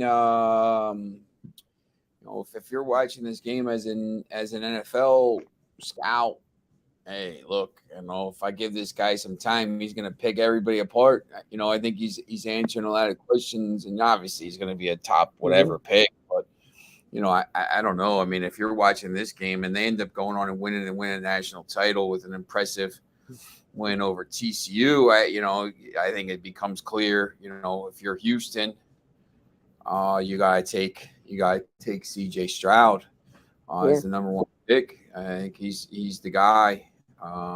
So it's been interesting. He's very talented. So well, this is his mulligan for the game against Michigan. He's like, okay, I did. Michigan, that was a mistake. Now Georgia's defense did hold them. It's now 3rd down and 2. They gained a yard on a running play. They're inside the red zone. I'm guessing about the 13-yard line, looks like. But we'll see. If Georgia can hold them to a field goal here, that would be huge. So we'll see if they can do that. They can get a first down without getting a touchdown, and it's 3rd down and 2, and Stroud's going to throw, and he got the first down and he got a touchdown. So there you go, boys and girls. Score is that was Igbukwa, who has made some good plays. He's number 2 in your program, and Ohio State just went up and they're out 34-35 to 24. They're having problems dealing with the Ohio State speed right now. Yeah, that's a good point. And the Ohio State front line. The front line is absolutely dominating right now, and they're just not making mistakes. That's the point. Yeah, absolutely. And right now the difference in the game is the one turnover by Georgia. In a game like this, the same thing in the first game that, Michigan throws 2 pick sixes. You don't throw 2 pick sixes, you win the game. You throw 1 pick six, you win the game by a point. You can't give the other team points in a game like this. It's going to be close, and the team's going to put up, Ohio State's going to put 35 points on their own. You can't give them, 7 points, 14 points, whatever it is. I mean, same thing with TCU. They were going to put up 37. Yeah. I remember Bobby Bowden once saying that you can't play two teams. He says you can't Yeah. play your opposition and you can't play yourself. If you're not playing, if you're hurting yourself, then it's like playing another team. And so, so it's hard enough to beat one team, let alone two. We're And gonna have we got a live guest here. Oh, good. Yeah, I mean, yeah, you gotta get that one right there. This one? Yeah, bring the chair over from the bar. I'm gonna be way up high. It's all right. You won't look It's all like right. a little tiny person. Is this Anne Marie here watching the? Hello, getting Anne ready? Marie. Nice to meet you. Hi. Nice Just- to meet you too. Just came back from the what's that called? The White Elephant Party. Yes, the Rambo family Christmas party. Rambo family Christmas party here. So Oh, she's that sounds like a good idea. It yeah, was. yeah. It was great. my I kind of got I got Happy New shafted. Year. Thank you. Happy New Year to you too. I got shafted a you. little bit from my gift. I got a somebody You got wrapped. a beautiful Christmas Ugh, I got Christmas decoration. ornaments. Everybody else got Oh. wine and gift cards and all kinds of stuff. I got Christmas gifts. Yeah, there was a lot of people. We had the game. We had the Alabama game on, and then they had the Michigan TCU game. And I know the couple of the guys Yes. were betting kind of heavily on that game on Especially Michigan. at the end after you left. Yeah, they kept Yes. live wagering and stuff. I know they kept Mm-hmm. thinking Michigan was going to come back and everything, but so yeah, everybody's basically watching. I know you were watching it, right? I was. Yeah. Anne Marie, are you a sports fan? I like sports a lot, yes, but I'm not the one who knows everything about all the sports players or any Well, stats. no, I'm not. or You don't have but I to. You don't have to do that. That's just. You can be a fan. That's all that. That's all that Also, counts. yeah, she's been to Barcelona. She's been to the Camp Nou in Barcelona. She's been to Okay. Manchester. She's seen Manchester United beat Manchester City at the City Grounds. She's been to Manchester United Wow. games. She's been to Arsenal. She's been to probably 6. Oh, we went to we were in the Champions League final in 2019 in Madrid. She went to the Wow. Nations League final when Cristiano Ronaldo and Portugal won. So she's been to a few matches. I Yeah. mean, never before she met me, but No. No, she's a big baseball fan though. So I enjoy Well, baseball. Are you a Phillies fan or who? Yes, of course. You got my boy Bryce Harper over there. Yes. I Mhm. I saw Bryce in high school. Oh, really? Yeah, and then in college, because he played 1 year at a junior college, and then of course When he when was- he went to the Nationals. So, he's truly one. He and his wife, I should say, his wife as well. Two of the truly nicest people you're ever going to meet. Genuinely sweet guy. And as much as I hate to see him play for the Phillies because I'm in Washington, I do like him, and I wish him well. And I was hoping that they would make it through the World Series, but it didn't happen. And Phillies, I also have Phillies. two nieces who are Philly fans, so I know that the Phillies are they should have a good team this year. They got another former national, Trey Turner, playing shortstop. So Trey's a heck of a ball player. Yeah, And he's it's also an a nice guy.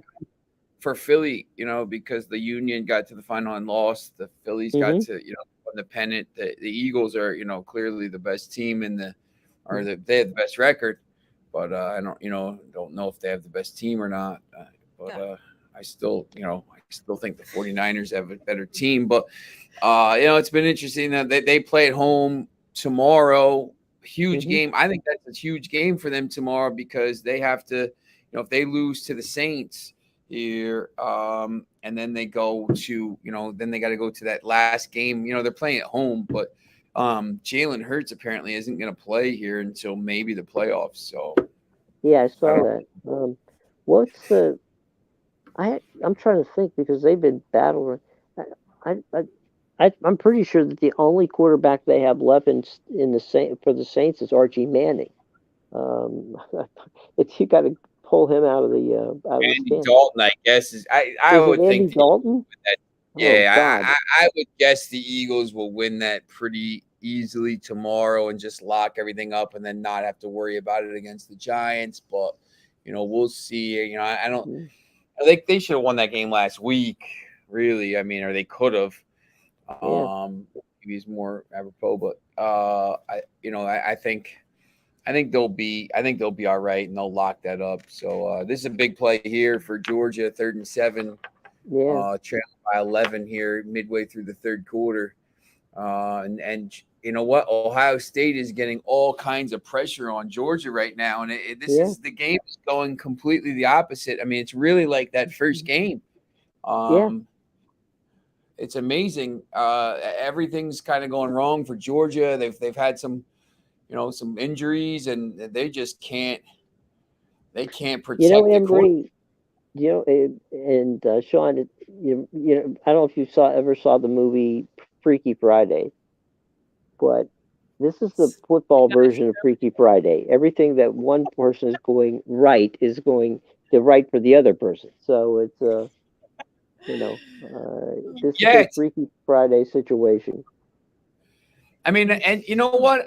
It's interesting because I know Amadeus was talking about this, but maybe if you have Ohio State's a massive fan base, but Ohio State and TCU in a final instead of Georgia, Michigan, or instead of Ohio State, Michigan will be good for the for the people, but like in the Big Ten. But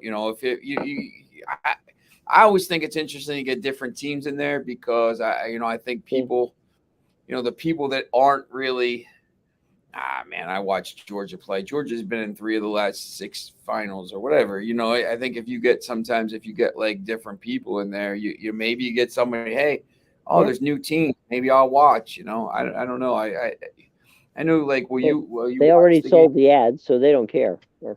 Yeah, exactly. Are you going to watch the final not this Monday, next Monday? You usually watch it with me. Yeah, if I'm hanging out with you, yes. Like, I usually have it on. I like the What time is it at? It's probably Monday at like 8 o'clock. I usually have the spider cam. Like, I actually like to watch that spider. I don't like to listen to the announcers. I just like to watch the game and form my own opinions. But I always usually have it on and have music on or something like that. Yeah. It's it's I don't know. It's a situation. Anne-Marie, do you watch? And Sean, Penn State's going to play on Monday. A lot of Penn State fans in your area. You guys, Penn State fans? Sandy's beefing now, right? Half my family, almost. I mean, it's probably me and my brother, the only people who did not go to Penn State. Yes, I have to watch the Penn State games. They have the Sandy's Beefinel over by Oxford Valley Mall. They have a lot of. They have the Penn State tailgate. They have it every year. They have the Penn State tailgate game in October where they put the TVs outside and it's a huge. It's a huge day there. So everybody from Penn State comes in. But this is a pretty big Penn State area. It's the Rose Bowl. I mean, so playing out in beautiful Pasadena. That's right. They'll be.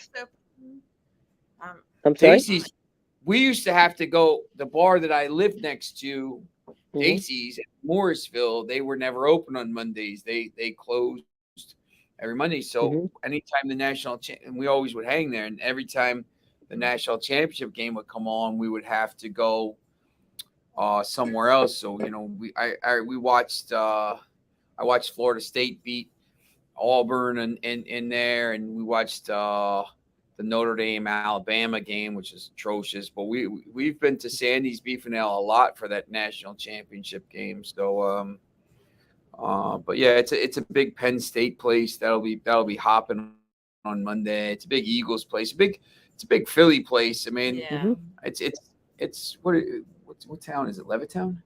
Fairless Hills, Fairless Hills, Levittown. Levittown. So it's Uh-huh. you know it's Close to 15 Sesame minutes. Place. Yeah, it's right next to Sesame Place. I know Yeah. some if you know where this is, but Oh yeah, we I have my niece lives in Philadelphia, and my two brothers live in Allentown. Oh, okay. yeah. So I mean, where we are is about. I mean, we could be in Philly and some parts of Philly and Northeast. I challenge her to wear a pair of reading glasses, whole stream as well, for donations and follow. What? Somebody's got a fetish here. I don't know what we're doing here. Challenge her to wear a pair of reading glasses, whole stream as well, for a donation and follow. It's a challenge. the whole reading glasses. Oh, I just have regular glasses. I have reading glasses somewhere. I just have regular. But you got to wear Well, reading glasses. that should count. That should count. I gotta take my contacts out so I can see. No, reading glasses aren't. Maybe I need them. I'll try them out. We'll see. There you go. That's You good. never know. I don't know if I can handle it because I am very particular about the vision. You should be. Has to be Yeah. reading glasses. Has to be reading glasses. Okay, That's well, person that's the Fuel most. says. Yeah, he's from Twitch. He's on one of our Twitch viewers. Oh, That's pretty specific. Yeah. Better be a good contribution, buddy. I can tell you. We're pulling out all the props here. Meanwhile, me back ask at the ranch. your brother's in Allentown. Yes. They like the Philly teams, or do they like the Pittsburgh teams? Well, actually, my mother is Awesome, from like something else. Pittsburgh, Oh, but something's my wrong there. brothers, both of them are heavily involved in television, so they don't really have a team. Look, you just so- followed, so you got to put the glasses on. Alrighty, pal. Whew. What do I look like? It looks very nice. I will say. There you go. Fuel caution. Is this how you wear them? Fuel caution? Yes. Like this with the eyes above? Oh, incomplete. They got a punt here. So you got. It's got and worth hey, look, hey, fuel caution. Here's the deal. Can you get two of your friends to come and When you're reading, What? you have them This? down like this. Yes, I do. I have them down. Are you fuel caution? Are you watching on? Fuel caution. Are you? Chat thumbs up. Accept. he's our Twitch. He's on Twitch. Fuel caution's on Twitch. Which You need some buddies. Which Twitch stream are you watching on there? I'm trying to. Is it on Jim's Workbank or mine on the Prodigal Sean? I'm trying to figure out how to get more people to watch on Twitch. I really like the Twitch stream here. You have to have me on wearing my glasses. So there you go. PayPal link.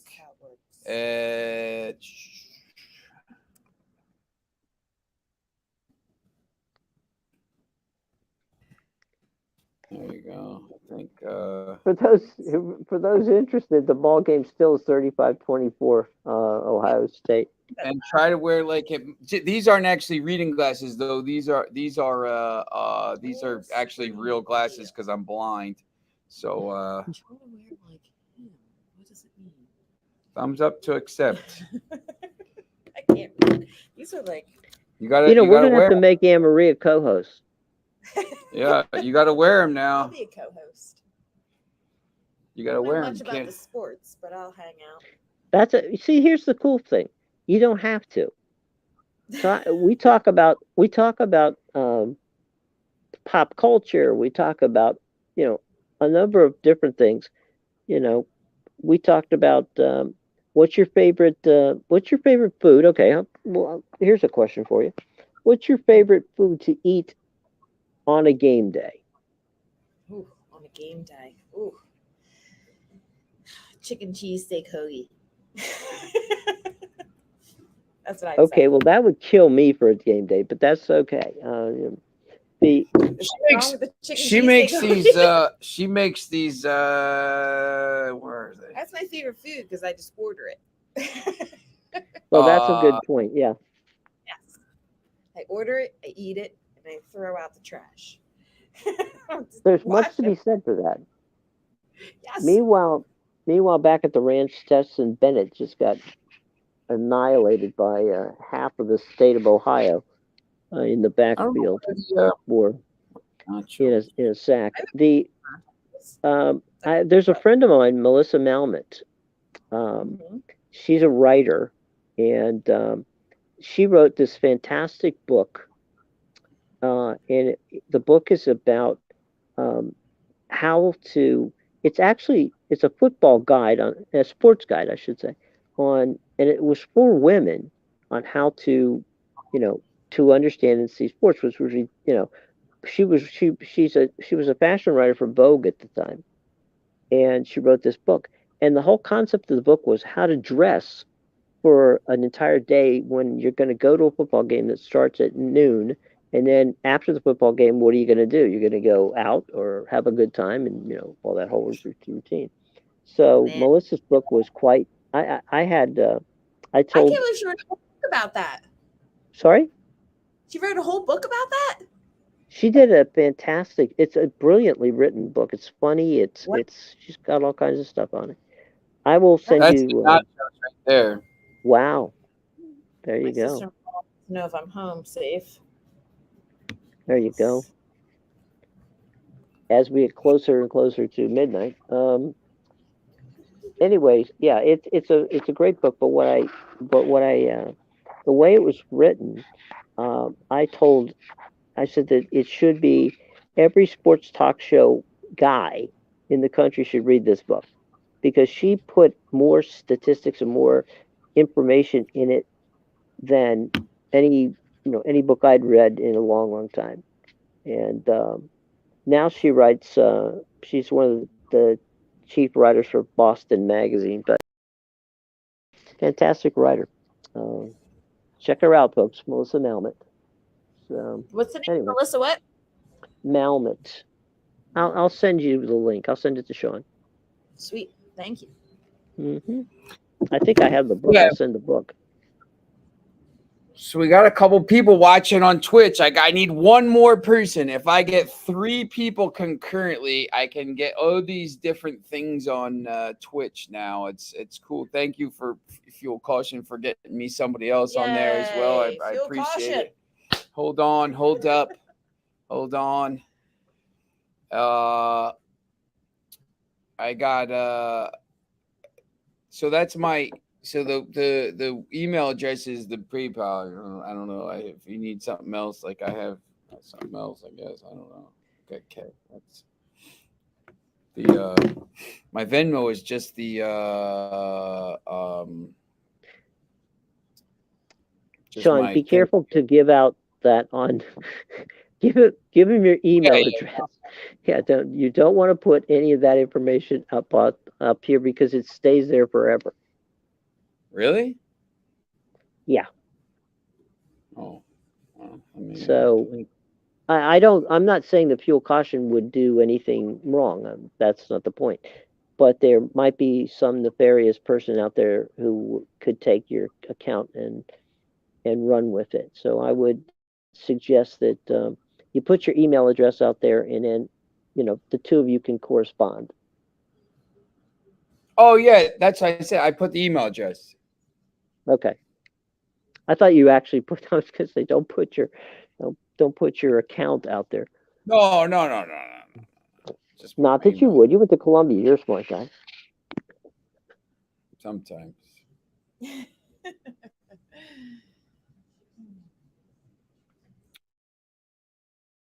glasses. Yeah, doing all right. Can you see the game at all, or what? Yeah. Yeah, I told I was trying to.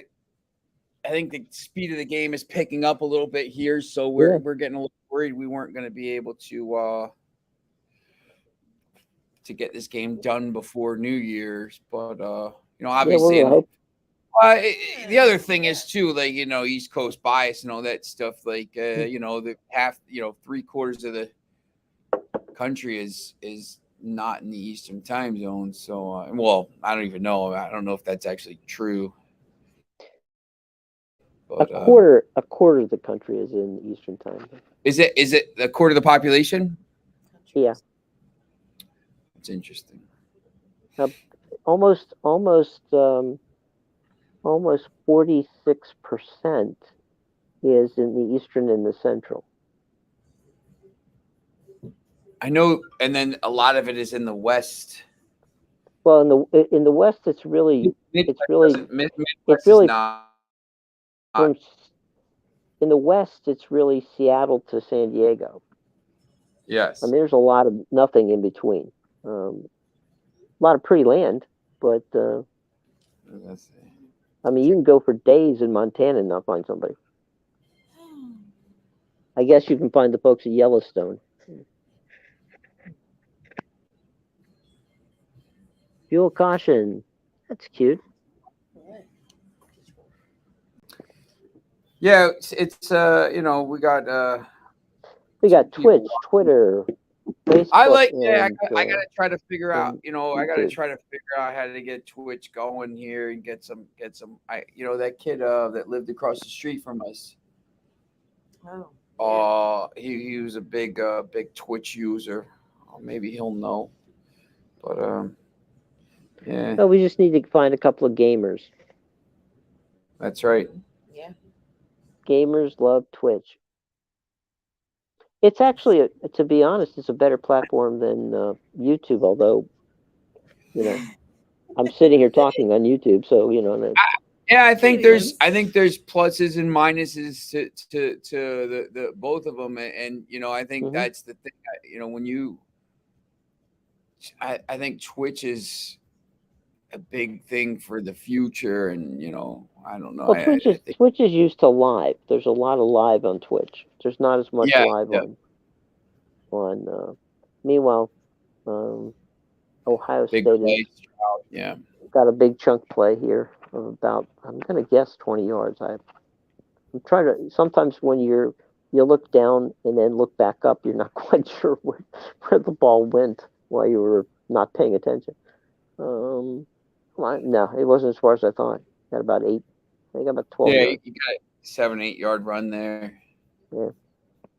Big run there though. They're just, hey, look, you know what? Their front 5 and is just dominating right now, and Georgia is supposed to be really good. They just hit another pass, and if it wasn't for the Georgia Bulldog mascot, nobody in a red jersey would have hit them.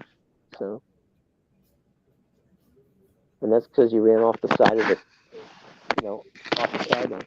It's fortunately there's only 1 point. There's a minute and 35 seconds left to go in the third quarter. It's a 1st and goal for the Buckeyes on the 10-yard line, ish. If it was outside the 10-yard line, it would be goals, the 1st and goal. So I'm gonna guess it's the 10-yard line.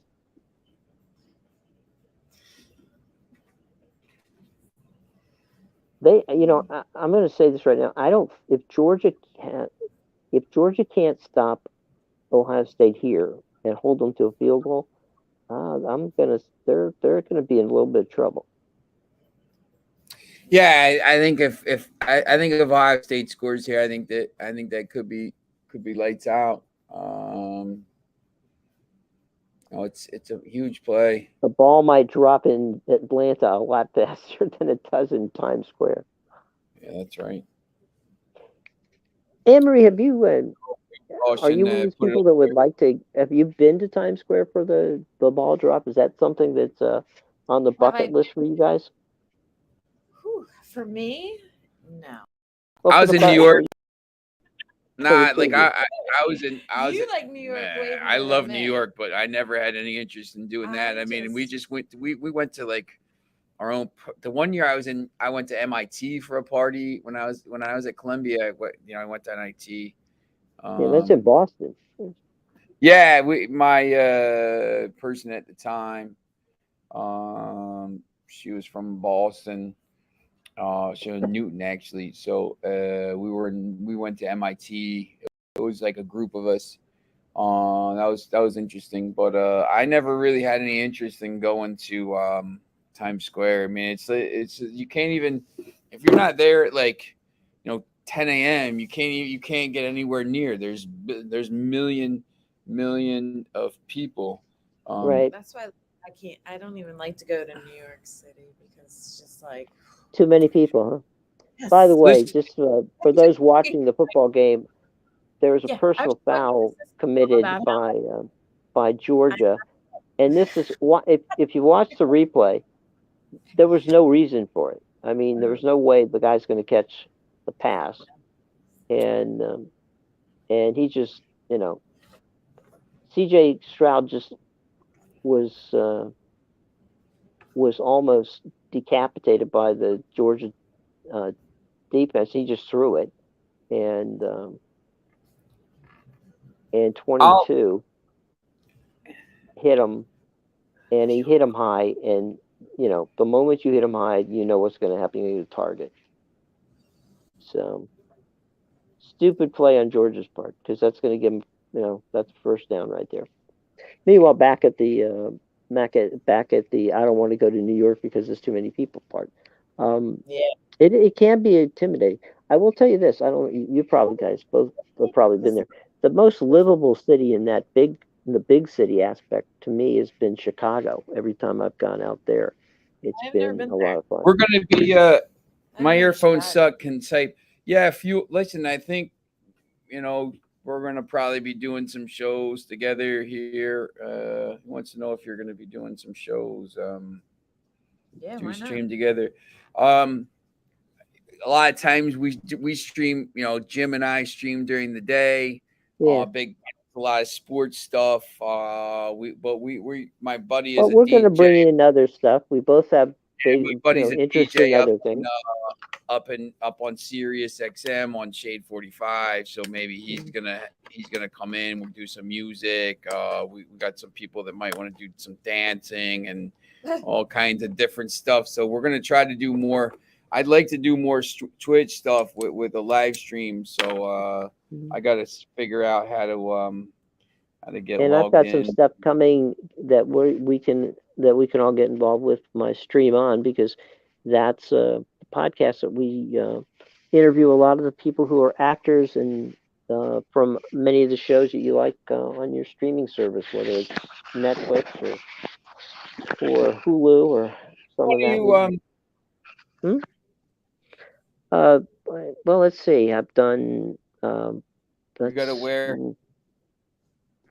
It's I just did. You gotta wear the glasses every stream. Now, hey, fuel caution. Let me. Which stream are you following this on? Are you following on? Because I'm streaming on 2. Are you following on the Prodigal Sean one? Give a donation now. We don't believe you. Yeah, I'll give you a thumbs up. You're following on the Prodigal Sean one, so I'll see. I gotta log into that, so I'll make sure I follow you here. Word. He keeps his word. But yeah, we're gonna be doing different stuff. What kind of, maybe you want to do a show, do some kind of show or something like that. We got the YouTube show here, and I'm doing I'm doing the interview with the Roots. Ooh, nice. And I need more people to watch my stream though. Like, I need to find a way to figure out to get more people on the stream. So if you can figure that out for me as well, that would be awesome. But I got to try to figure that out. But yeah, we're gonna do. I think they like the pink hair. Oh, maybe. With the Trenton High girls. All right, man. Yeah, definitely. If you could help, that would be cool. I'm just trying. We do a lot of kick. They're gonna kick a field goal here. We do a lot of sports, but I know with the Twitch, we have the the PS5 upstairs, and we have different things. We're trying to figure out what we can do to do with streaming and Twitch to kind of get more of an audience. But if you have any ideas, let me know. Just you got my email. Just figure out, let me know what I could do. That's cool. Where are Okay, you watching funny. this game? I don't know. Are you watching the championship? Are you watching the Georgia Ohio State game here? We got the game on in the background. We're kind of talking about I have that, to but I don't change know. the score. I don't know where you're located or whatever. So, Fuel caution. I'm more of an NFL fan. Who's your team? We got a big day NFL. I'm on. I don't know if you're Jets. Hey, I'm on ESPN. We have my shows on ESPN New York tonight at 98.7. I have a show every In an hour. Every Yeah, Friday and Saturday wasn't night Joe at on here with midnight. you earlier? Yeah, Joe Wiz. I'm Yeah. on with Joe Wiz every Friday and Saturday night. I'm on ESPN, and then Poor Joe it's was on eaten by the fog. as well. So we're on tomorrow morning, as well. But yeah. We talk a lot of football, man. The Jets got a huge game tomorrow. That's a huge game against Seattle. Where are they playing? In the Meadowlands or out in Seattle? Oh, it's in Seattle. It's a massive, massive game. So we got I think that's who else plays tomorrow is Georgia just hit a pretty good chunk play. They got about a 25-yard pass. Here's the games. I think that Jets game is going to be tight game. Jets need a quarterback. Yeah, look, man, they should trade up against Stroud. White's going to play for them, right? Isn't he going to quarterback the Jets?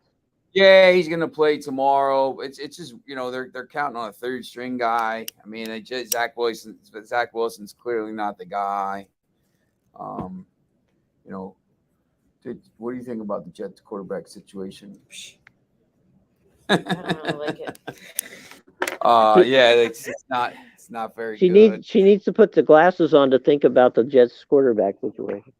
I don't really like it. So yeah, it's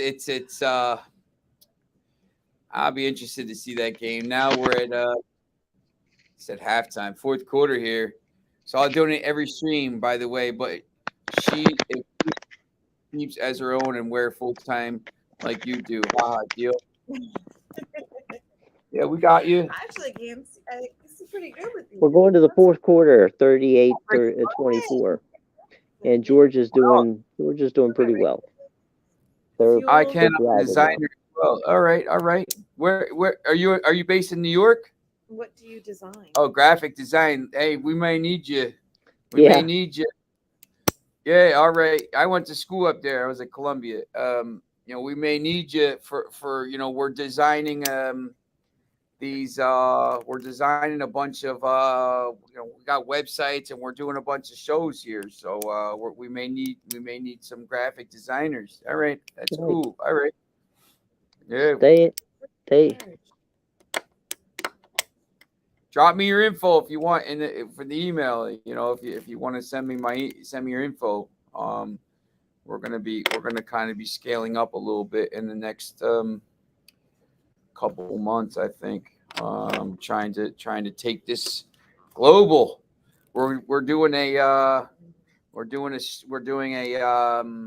app, so we can go on some streaming sites and everything. Yeah, we usually do. I mean, we stream usually Monday through Saturday. And it's always on the Twitch. Here's different schedules. I got to try to figure out how to figure out the schedule here. I don't know if you're more of a night person or day person. We're usually, we have a show at 9 a.m. every day. And then we also have some stuff, and we have a betting show. We talk about soccer. I'm a big soccer guy. So, we talk a lot of soccer and street betting and stuff. And, we're going to have I'm trying to, if you want to come on and talk about graphic design, you feel free. You come talk about graphic design. I think we're trying to, lifestyle thing. Yeah. Okay. FanDuel. Yeah. We got, we got a lot of friends at FanDuel. Yes. Amadeus, the guy Amadeus is here from Toronto. He's usually on with us. We talk every day about, soccer, big soccer betting stuff, and then all different stuff. And then the ESPN show is obviously about betting as well. So, And we talk about betting on the show in the morning. Talk about betting on the show in the morning, and we talk about I think at this point now we'd like to I think we're trying to figure out have different shows about different things and have a wide spectrum, make it a There's the email you can send your information to, and I'll get it to Sean.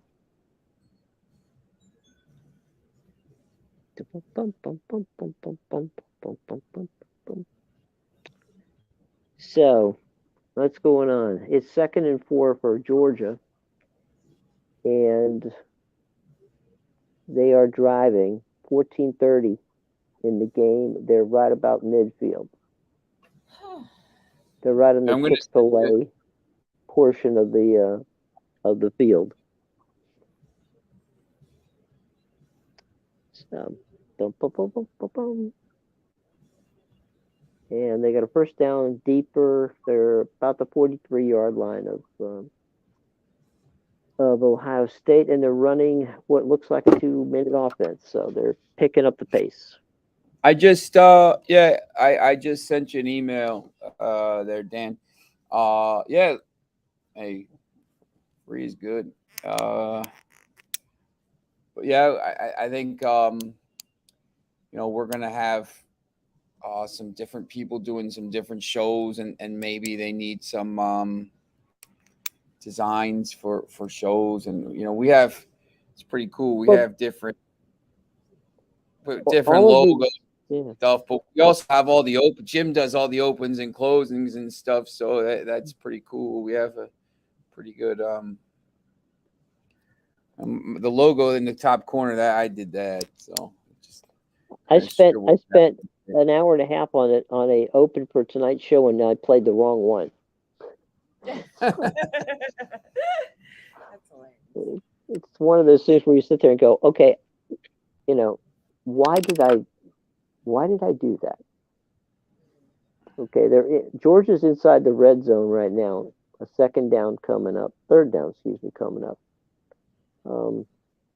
And we'll see if Stetson Bennett III can put the Dogs in the end zone. Right now they're at about the 12-yard line ish. I'm using ish because I can't really see the down marker.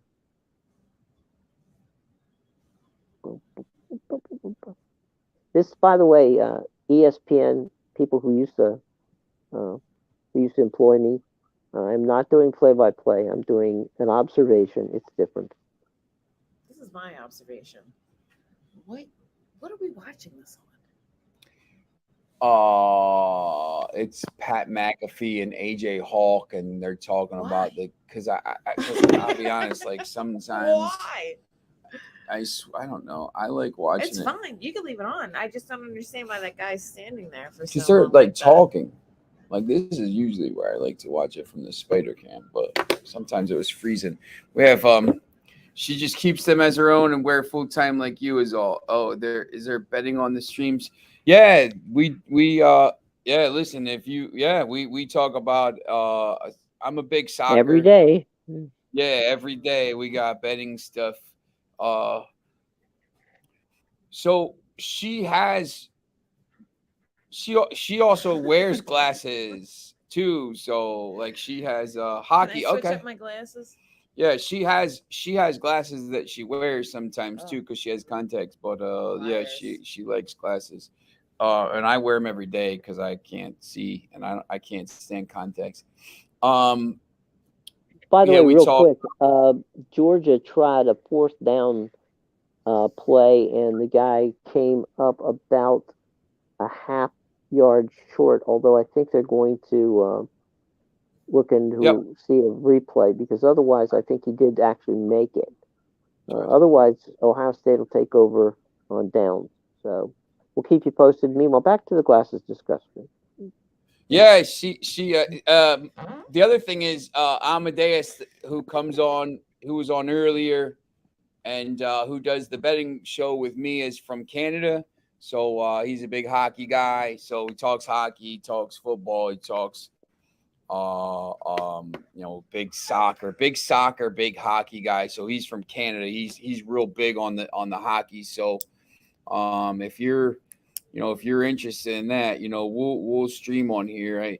Will you get notified now if my stream comes live? You'll be notified. Is that correct? I gotta try to. I don't even know, man.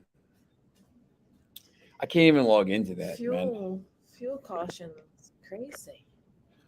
He likes the hockey, man. One of the things we can do, Sean, is The Flyers. log into your account, and we can do like we do on the Facebook page, and that is it'll come up, and you can schedule the time just like you do on the Facebook page on Twitch, and it's very handy in that regard. The other thing that I like about Twitch that will happen is when you go to your page, whatever was playing will automatically. The last show you recorded, it will come up and begin to play instantly. Okay.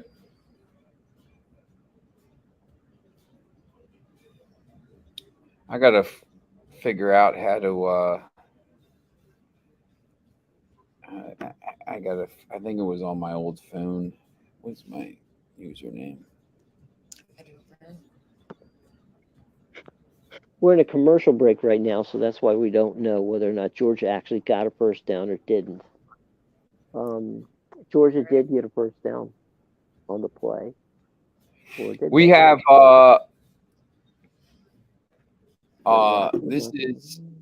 this is a it's more of a basement, so this is, I'll show you here.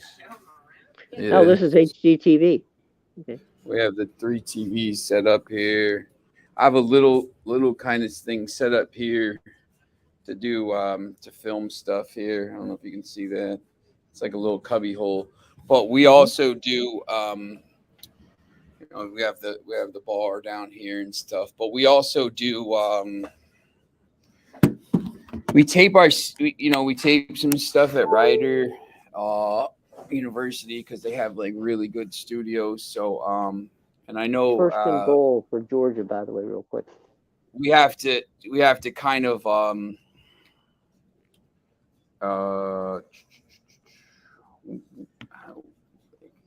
think I'm trying to figure out what we're gonna do. Maybe build some stuff down here. Actually, the only thing you need to do what you do, I mean, you got all kinds of great stuff there, is probably just get a green screen. Like one of those $20 green screens off Amazon. Yeah, I have that somewhere. Oh, you do? Okay. We do. You got plenty of light. You may need a front light for the green screen, but other than that, you'd be fine. I have that. Oh, well then, okay.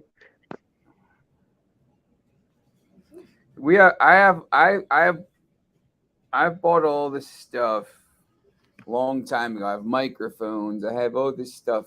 I have everything to kind of do all this. I never really did it, and there we go. Oh. New password. Let's see.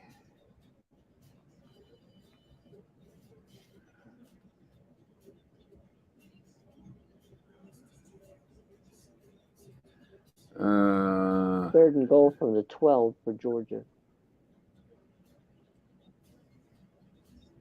You gotta talk. I'm just watching this guy not catch the ball. Well, that was an unfortunate situation for Georgia. He did not catch the ball. He did not. It says, hey Sean, it Yes. just said StreamYard lost access to your Twitch account. Don't worry, we've got it covered. Click here to reconnect. Hang on, let me do that for you. Can you see it? Is it showing up No, on your screen? I have it here. Okay, then hit the click to reconnect to it.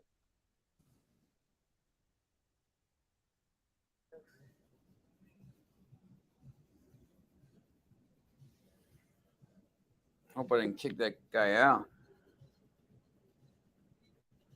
All right, there we go. What can you do? I am live. My channel. I have 3 followers. Yay.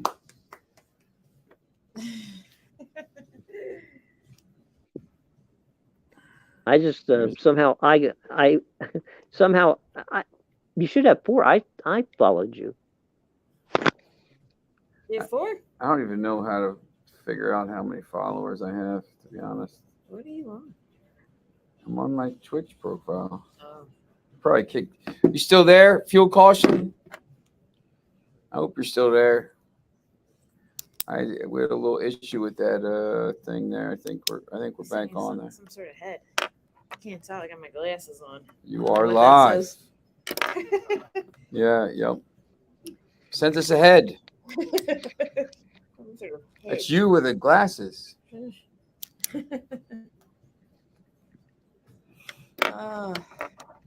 The thing that I have there's the cover for my podcast for Stream On, and that was done by artists that I use in Norway. The one with your picture? Your picture thing? Yeah. I thought the caricature would be fun. People watching. Yeah. Oh, I got 4 people watching on Twitch now. Yay! There you go. Now I maybe can pass my test. What's your test? I don't know. Every day they're always like, they send me this Twitch stream, and they're like, "Here's your summary. What one person was watching, and this was this was the most time you had thing, and blah blah blah. You need 4 people watching at the same time, and this and all this stuff." Well, the other thing too is Twitch eventually. What they do is if you get a consistent amount of followers, let's say you get 100 followers, right? Twitch will actually pay you. The folks at YouTube will tell you that's the case, but you have to get 5, 6, 8, 10,000 followers and consistent in that regard to get like about $5 from YouTube. But Twitch actually pays better per view. They held Georgia to a field goal there. That was big. They did. The guy missed the, Anne Marie made the call. She said he missed the ball, and she was right. So there you go. So the Bulldogs. My mommy. I had to change the score. Brand new. Excuse me. To Twitch streaming, yeah, a little bit. I mean, we've been Twitch streaming for a little, like maybe 2 months now. But YouTube stuff, I mean, I've been doing probably for 2 or 3 years, but doing some videos. And last year we had this show called How to Bet. It was on the it was a weekly NFL and college football podcast, and we did it on the How to Bet YouTube channel, which is, pull that up for you somewhere.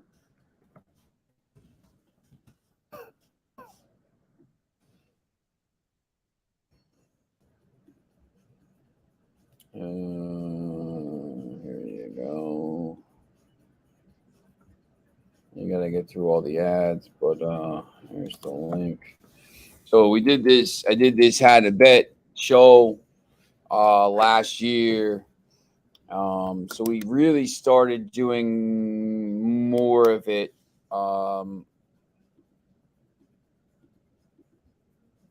in the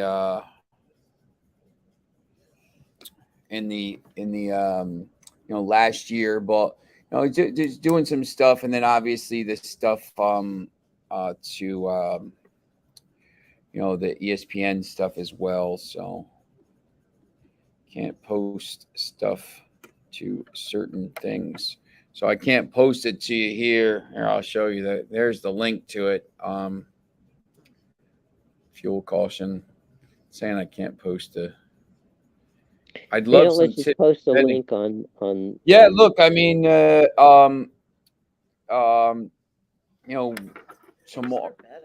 tomorrow, I'm obviously a big soccer guy, so tomorrow we have. Today I had Manchester United, Fulham, which is plus money. I had Arsenal plus money. They won 4-2. Tomorrow I think PSG is going to be plus 115 for the NFL games tomorrow. I like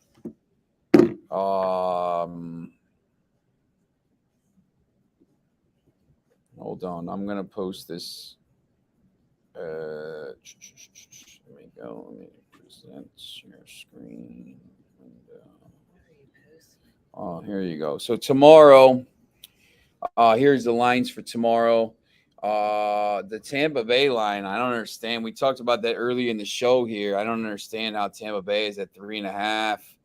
I don't really love the game anyway. The teams that have played San Francisco this year are 1-14 the next week. Washington's playing they played San Francisco and lost. They're playing the Browns. This Chiefs line is 12.5. I mean, that's out of control. I think that, the Giants, they should beat the Colts. They've given up. This game you can't bet, I don't think. Jacksonville's clearly better than Houston, but they're not going to play anybody.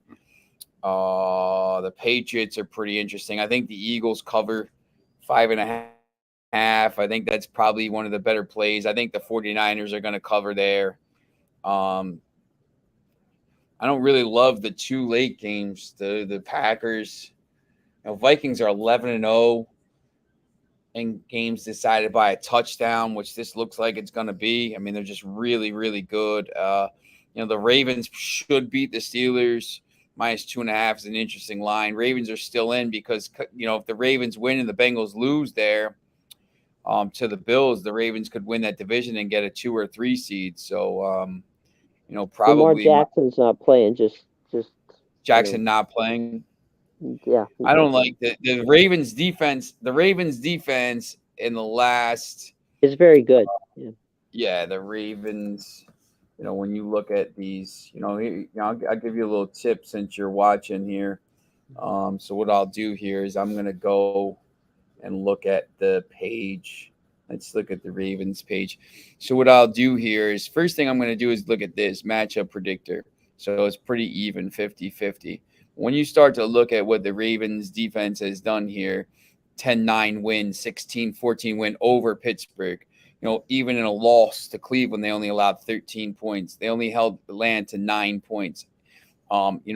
Pittsburgh last week was terrible up until the final 2 drives. Their offense isn't doing much. This Ravens defense is pretty good. So, I would probably side with the Ravens in that game. It's probably an under. I don't really love betting over-unders, but I've been having some success with the unders of late. So, I think that's interesting. And they're that playing Jets in Baltimore.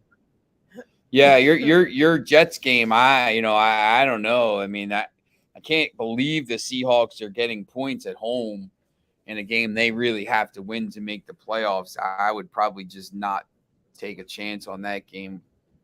The other thing you could do is maybe go. So sometimes what I'll do is. So I'm going to go San Francisco. I think San Francisco is going to win, but maybe not by, I don't want to lay money line 455. So maybe I'll take San Francisco at -3. And then what I'll do is I'll go here and I'll say, who's another game? Chiefs. Chiefs are going to have to, Chiefs have to win. So I'm going to say Chiefs -3. That's 465. So now my parlay is at -162. So I'm going to try to find one more game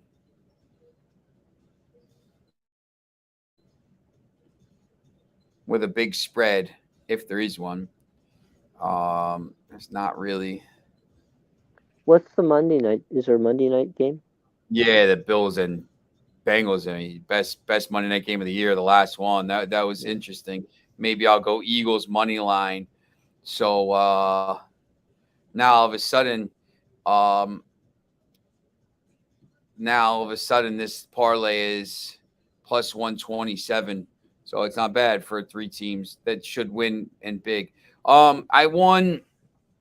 I don't bet a lot, to be honest. I mean, I like my money. I'm more like, I'll bet sure things. I mean, to me, I think. But during the World Cup in 2018, I had France to win. I had France -1 in the game. France to win the World Cup. I bet it in 2017. I bet it 7 months before the tournament started. And I think in the tournament, I maybe won about, 6,000 or 7,000 just on the tournament. But I don't really bet a lot to do that. I've hit some parlays for a couple, 1,000, 1,500, but I only bet $30 or $40 a game. Georgia that just guy hit a touchdown. Wow, 75-yard touchdown.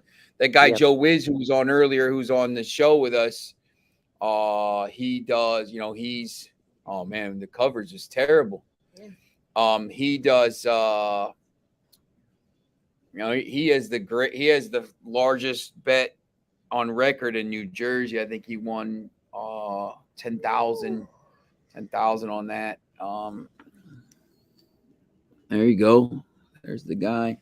So yeah. So, but I don't know what how much what if I don't know what you bet. Like you betting a little bit, a lot. I think it's interesting. I think sometimes you keep looking for the thing. He got you. I They think got a it's 2-point conversion. It's 38-35. yeah. It's now all of a sudden Georgia's now Ohio State's got to score here. And it's the same as that last game. You can't not score, because if you don't, Georgia's gonna go down and score. It'll be interesting. So,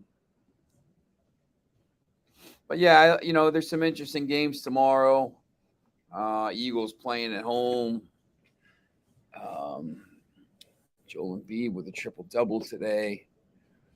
But Amadeus on the show on Monday, he's the hockey guy. If you kind of, I don't know if you're probably an Islanders guy if you're a Jets guy out on Long Island. I'm just taking a guess there. Hold on. Just taking a little guess. But yeah, no, it's interesting. I think the Twitch streaming is pretty cool. I'm definitely gonna. We've talked a lot about this in the last couple weeks on the show, how we kind of want to get more into Twitch streaming and seeing what kind of people like. And I know I feel like kind of Twitch is more of a there's a lot more stuff.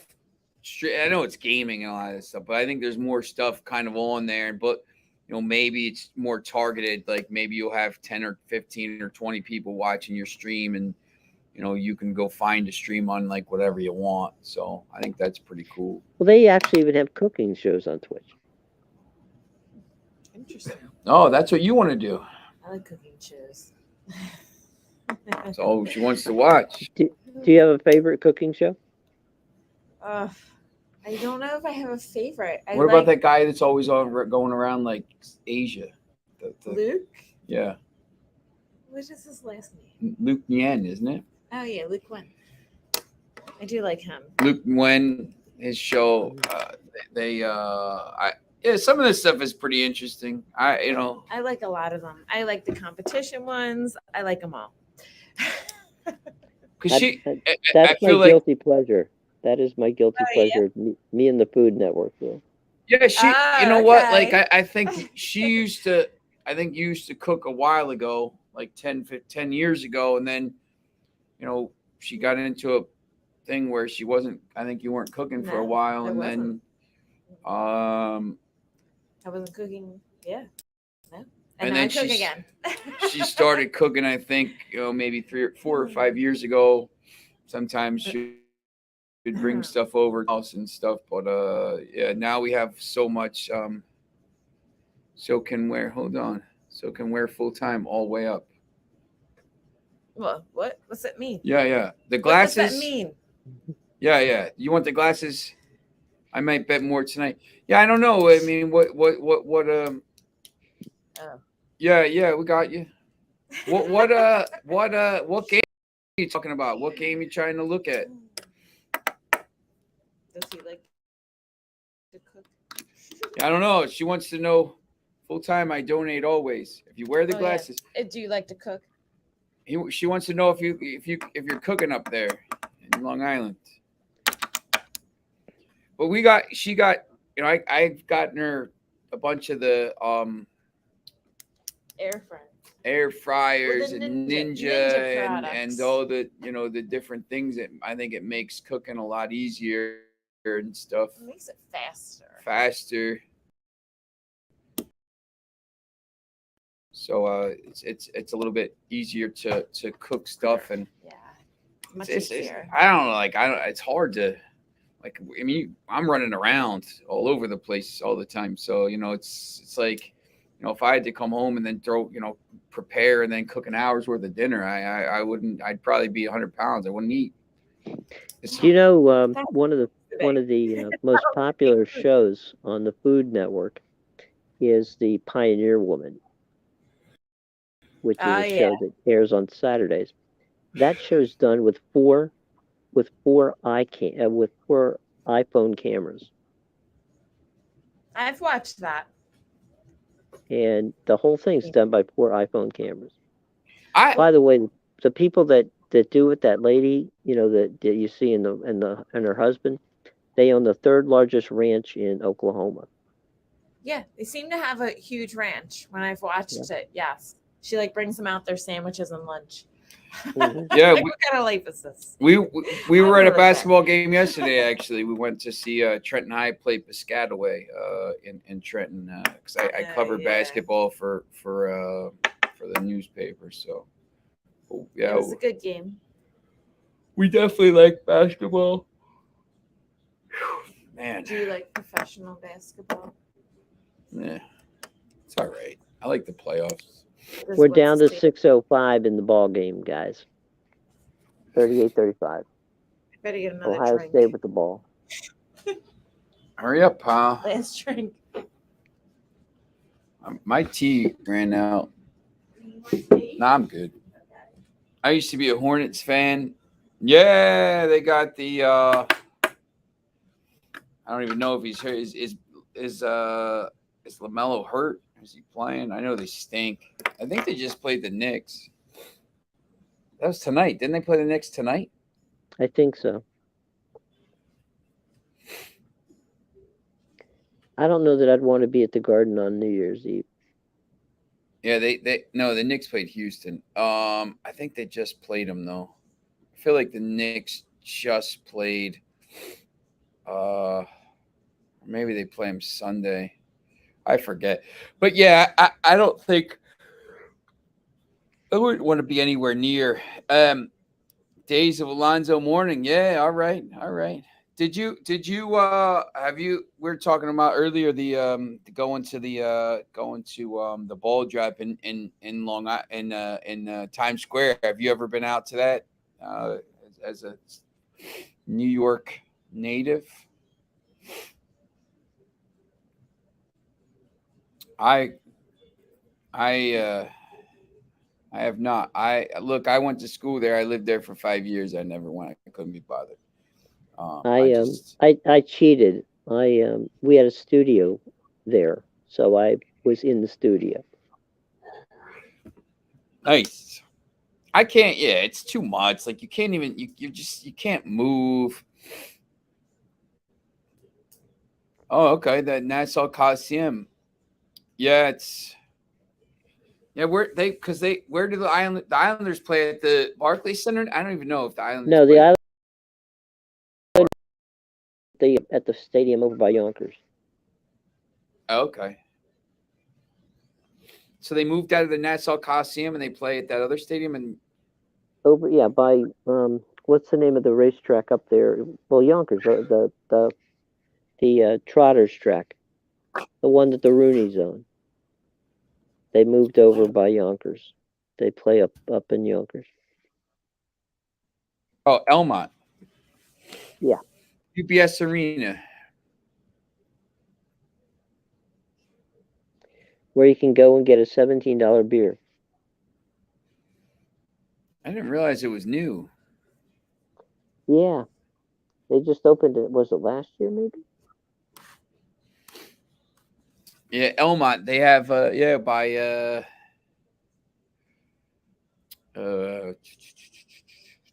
Belmont's right there, isn't it? Yeah. I've been to the Preakness. I've never been to the Belmont. I've been to all three. And I'll tell you what, I'm just not a horse person, but I work the TV side of it. And people are nice. Yeah. Horse racing people are very unique. Yes. We used to go to 3835 with Saratoga. 515. We used to go to Saratoga a lot for the Pretty up there. in this in the summer. But just haven't had a chance to get down there get up there of late. Don't put them on. Better put them on. Better put them on. That's what I say. I think we're 5 minutes left, and it's Oh, yeah. and it's 11:38. What? What are you drinking? I'm drinking the ginger whiskey. It's some kind of whiskey with Ginger I and don't honey whiskey I don't really is drink actually delicious. ginger honey. What brand is it? I don't know. I have to go get the bottle. Do you want me to get the bottle? Yeah, get the bottle. I'll get the bottle. Hold on, I'll show you. Be a I'll new show you sponsor. Yeah. I'm drinking just tea. I don't really drink too much. We have a decent like wine stuff, but we have a lot of she has a lot of different whiskeys. So for Christmas stuff, I'll get her some. We have the ShopRite Liquors here that has like a ridiculous. They have so much selection. My guy Art Laurenti, I used to work over there 100 years ago. So he's drinking. He's got all kinds of stuff. He used to, for lunch. We used to. He's like, go get. You guys want to drink a bottle of wine? And I said, look, you got to wear the glasses all the way up. Got to wear them all the way up. Here's the stuff right here. Rebel. Up here? Like this? Oh, Sam Adams. Yeah. All the way up. It's all the way up. What are you talking about? This is all the way up, man. Boom. So Rebel Ginger Whiskey. I didn't realize that was a ginger one. Yes, ginger. I can't wear the glasses all the way up. I want to wear the glasses. Yeah, this is all the way up. Where to put them on your things, man. What, right here? Yeah, nah, me neither. This is where they go. No, on your eyes. What? I'm not either. I don't really like that stuff. We have some. Once again, we have some wine. It's man, the sideline reporter just got hammered. Yeah. Whoa. That might have been the biggest hit of the night. Oh, I don't know if that's a sideline. It's the person next. She doesn't know where she's. Somebody. It's the She was woman it's next. a photographer. She's next. No, I think she's Holly. I think she's wait. Holly's assistant. She might be she might be her field producer. She's Holly's assistant, I think. Yeah. She likes some beer. She's got a ton of IPAs and different kind of things. Yeah, I like all sorts of stuff. It depends what I'm in the mood for. Because lately I've been in the mood for more of like a citrusy. Oh, that's a terrible sack to Weissen take. type. Yep. Just depends with the beer. Can't take that sack. Yeah, it's where we're at here. We just kind of have decent. There's a lot of little breweries popping up with different things. Yeah, what was that one place that your friend had? Which one? I don't know, the one but down and like at the end of Street Road. Oh. My goodness gracious. All the way up. Can't remember. Ohio State's going to punt with 2:49 left the ball game, and Ohio State's by a field goal. We do not want overtime. Yeah, it's interesting. I don't need overtime at this point. What's your favorite IPAs? Field goal attempt by Georgia. By I Ohio don't State. remember what it was, but it was good. It was a citrus type. Oh my goodness. There's like a Warwick brewery around here. They had a good IPA that I just had. There's so many. I can't even Well, that's tell the you. thing. I mean, it's this IPAs. I mean, look, I don't really drink IPA. I think they all You taste the don't same, like but them. like, I don't like the slow IPA. I don't like the low. I Got like it. ones with the higher alcohol. that Pat whatever it McAfee is. just called it right live on TV. It's interesting because they have it blew up. Like they just there's so many different IPAs at this point now. So There's so many. I couldn't Shock even tell Top, you. yeah, they have the Blue Moon and stuff like that. That's not an IPA, but I do enjoy a Blue Moon once in a while. I don't drink Blue Moon. We don't drink Blue Moon in this house. This is a red house. It's a Manchester United house. We I'll don't drink one city once in a beers. while We when I don't- go out and I just feel like it. Yes, but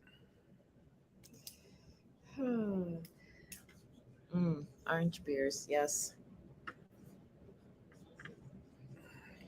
Yeah, it's interesting. There's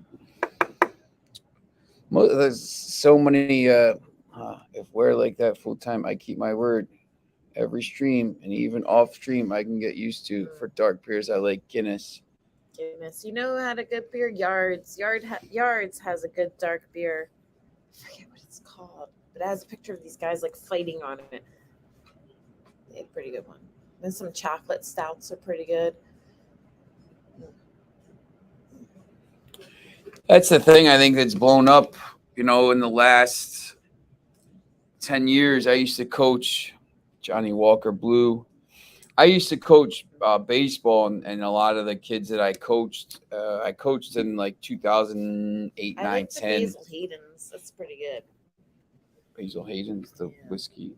They That's kind pretty of good.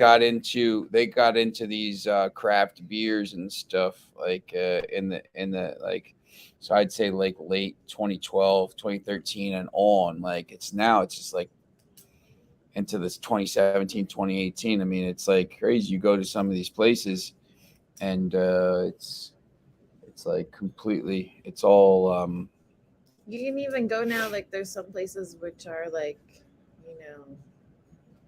more Just whiskey craft- distilleries. Yeah, You can do yeah, whiskey yeah. distilleries. You go to craft beer places. Like I don't know if there's a lot of those places on Long Island. I mean, it's I don't just know. we have so many. I mean, Princeton's right here, and there's the Princeton and Montgomery and all of those, and like Philly's kind of like hipster, kind of. Yeah, What's that which is place like called? all right. Like it's some good Philly's stuff. Philly's a good food town. Yeah, it's number one in the country. It's been crazy. Like, what's that one place? Which one? Zahav. Zahav. Zahav, and I mean, there's just so many. But now, like a lot of the people from Brooklyn have moved down. He's taking a chance here. Wow, I almost caught that. A lot of people. There's an offside, so they get getting 5 yards. So with 1:46 left in the game, Georgia is right now at the 50-yard line ish. Ramsey. First What's and up, 5. bud? Yeah, we'll see. We'll see what happens here. Yeah, college is like, I don't know. It's just different. I think pro is more. I think you just have a more hardcore fan base in the pros because there's only. They're in Georgia's in the red zone. Bennett just hit a pass. 2 teams and there's 8 They million took them down to about the 15. Wow. Yeah, Georgia will win this. Ohio State's defense stinks. They're down to 10. So 2nd down and 5, I guess it would be. Ish. I think Ohio State's got to start using timeouts. We'll see.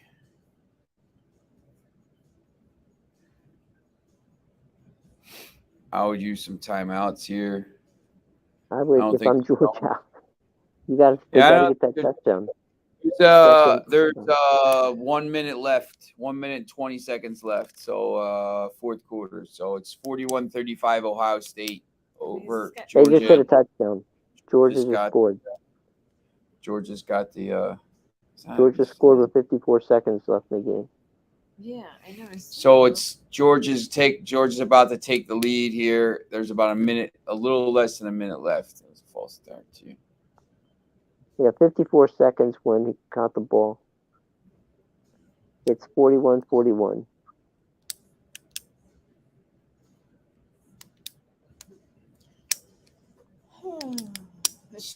So CJ Stroud's got to go down. I like the banner. Which we got the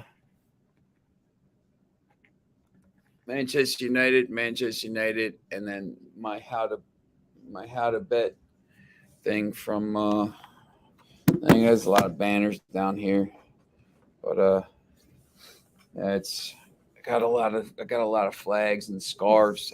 I go to Europe a lot, so to cover the games and watch games and stuff. So I get a lot of scarves, but I like the flags too. So man, it's all Manchester United stuff.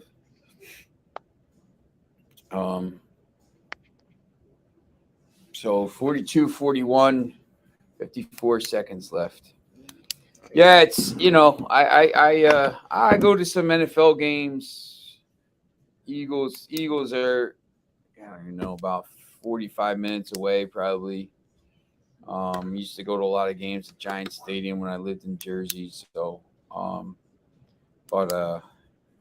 now we go to more. Did you go to a Sixers game with my dad? No, I didn't. I remember that though, but I didn't go. Chad's got the tickets. Go to some Sixers stuff, and haven't been to any really Flyers games lately. I used to cover the Trenton Thunder, the Yankees AA team. Yeah, I think when you start to stream more, you get affiliate. Yeah, I think that's what it is. I mean, I don't think we stream enough to do that, but I'd like to. The plan is to maybe start streaming, 4 or 5 different show a day.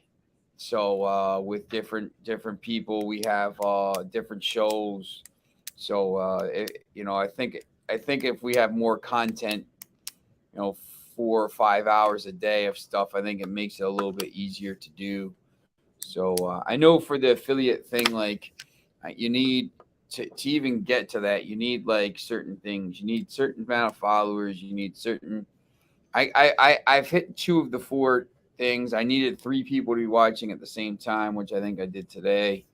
I think I had 4 at one time, and then you need something else, some amount of followers, and then you could start to do affiliate stuff, and they start to look, I'd love to make some money doing it, but the soccer stuff I think we're doing, just so you're talking about soccer. I have my buddies in England, they when we start streaming, he has access to actual, to Manchester United, ex players and stuff. So that'll be cool. We'll be able to, Jim knows a lot of ex people just because of what he's been doing for the last, 30 years. 107 years.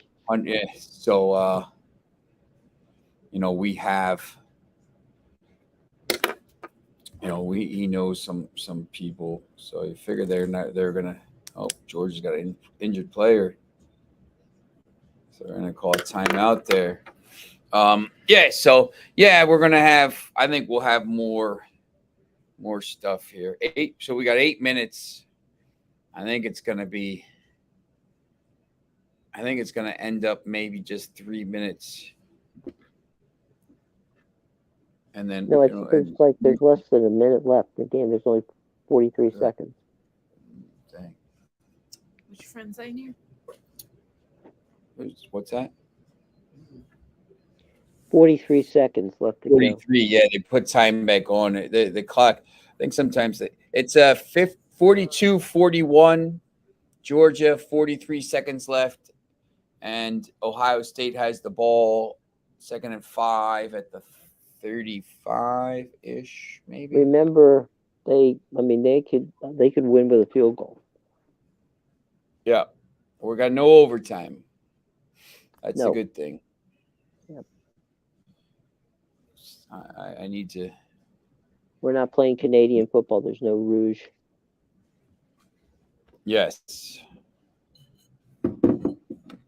Rebel Ginger Whiskey. There you go. Pretty good. I think it would be really good in like ginger ale. Is that what you asked me? Ginger ale? Yeah. Yeah, there's some I was going to upstairs. take this to the party and drink it with ginger ale. Oh no, but that's why you're glad you didn't take it. Then you wouldn't have been able to keep it. Other people would have been drinking it. Yeah, which is fine. I would have shared it. I'm a sharer. Nah. I am. I'm a sharer. I got another injured player. Yeah, Georgia's cramping up. There you go. 2 doggies. What? I don't know. 39 seconds left. Okay, what's the over-under? We're talking 5 minutes away from midnight.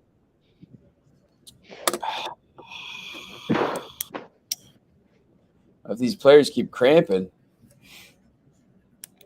I don't know. It's going to take them 6 days to play 30. I think it goes over. I think it goes over. I think we go into New Year with this game. Taking us a year to get through this game. I don't want to go into New Year's. That guy's crying. Look, he doesn't want to go into New Year's. I know. Who's crying? That guy.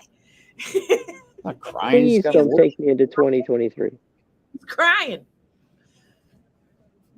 Tears of joy. I think Ohio. I think Ohio State's going to do it here.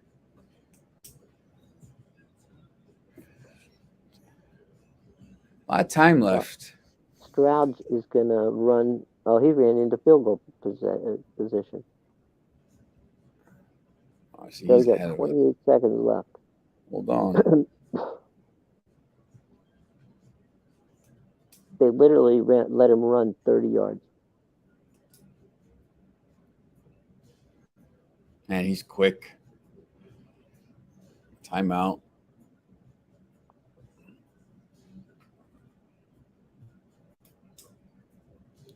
I think they're gonna. I don't know if they're gonna win it or not.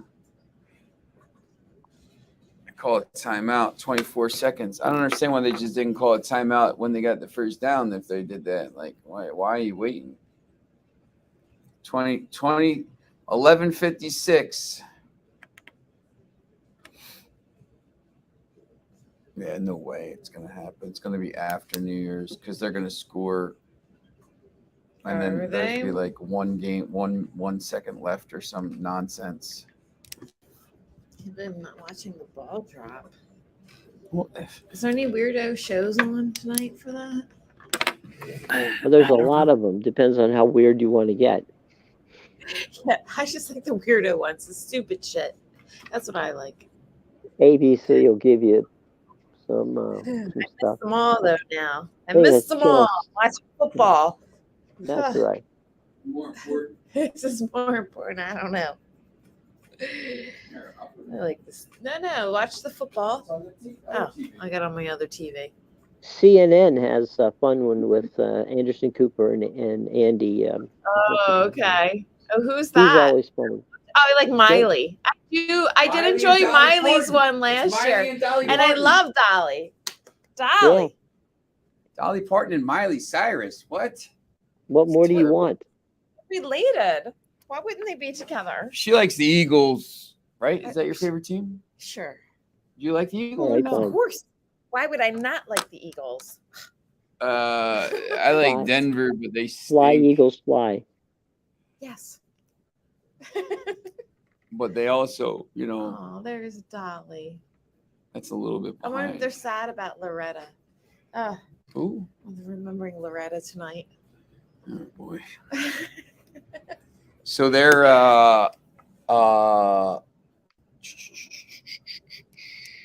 like a minute. They're like, how far behind are they? 3 seconds behind.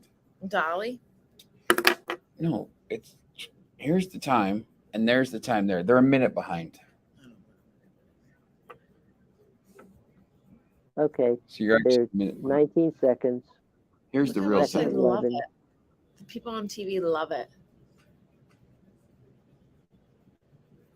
I'm not worried about the football. Who's winning the football? 42-41 Georgia with 15 seconds left in the game. What? I don't understand what these are.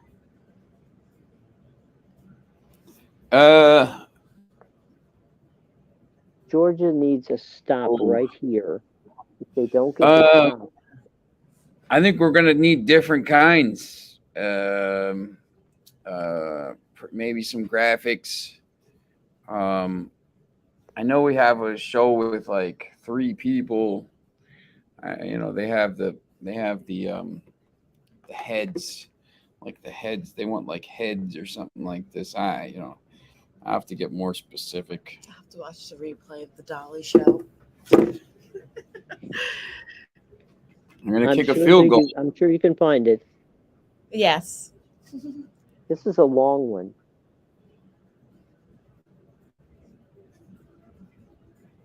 It is. And Kirby iced them. I don't want to know. Eight He's seconds. head. Who? This fuel guy? No, he is. Oh, your partner guy. Bum, Time bum, out, bum, time bum, out. bum, bum, bum.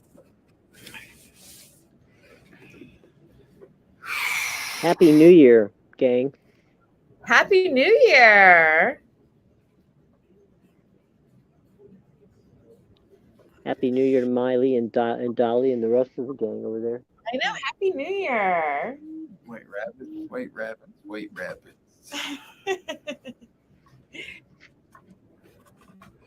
White rabbits, white rabbits, white rabbits. And I think all different kinds. What I don't know what your specialty is here, but I think He hooked it.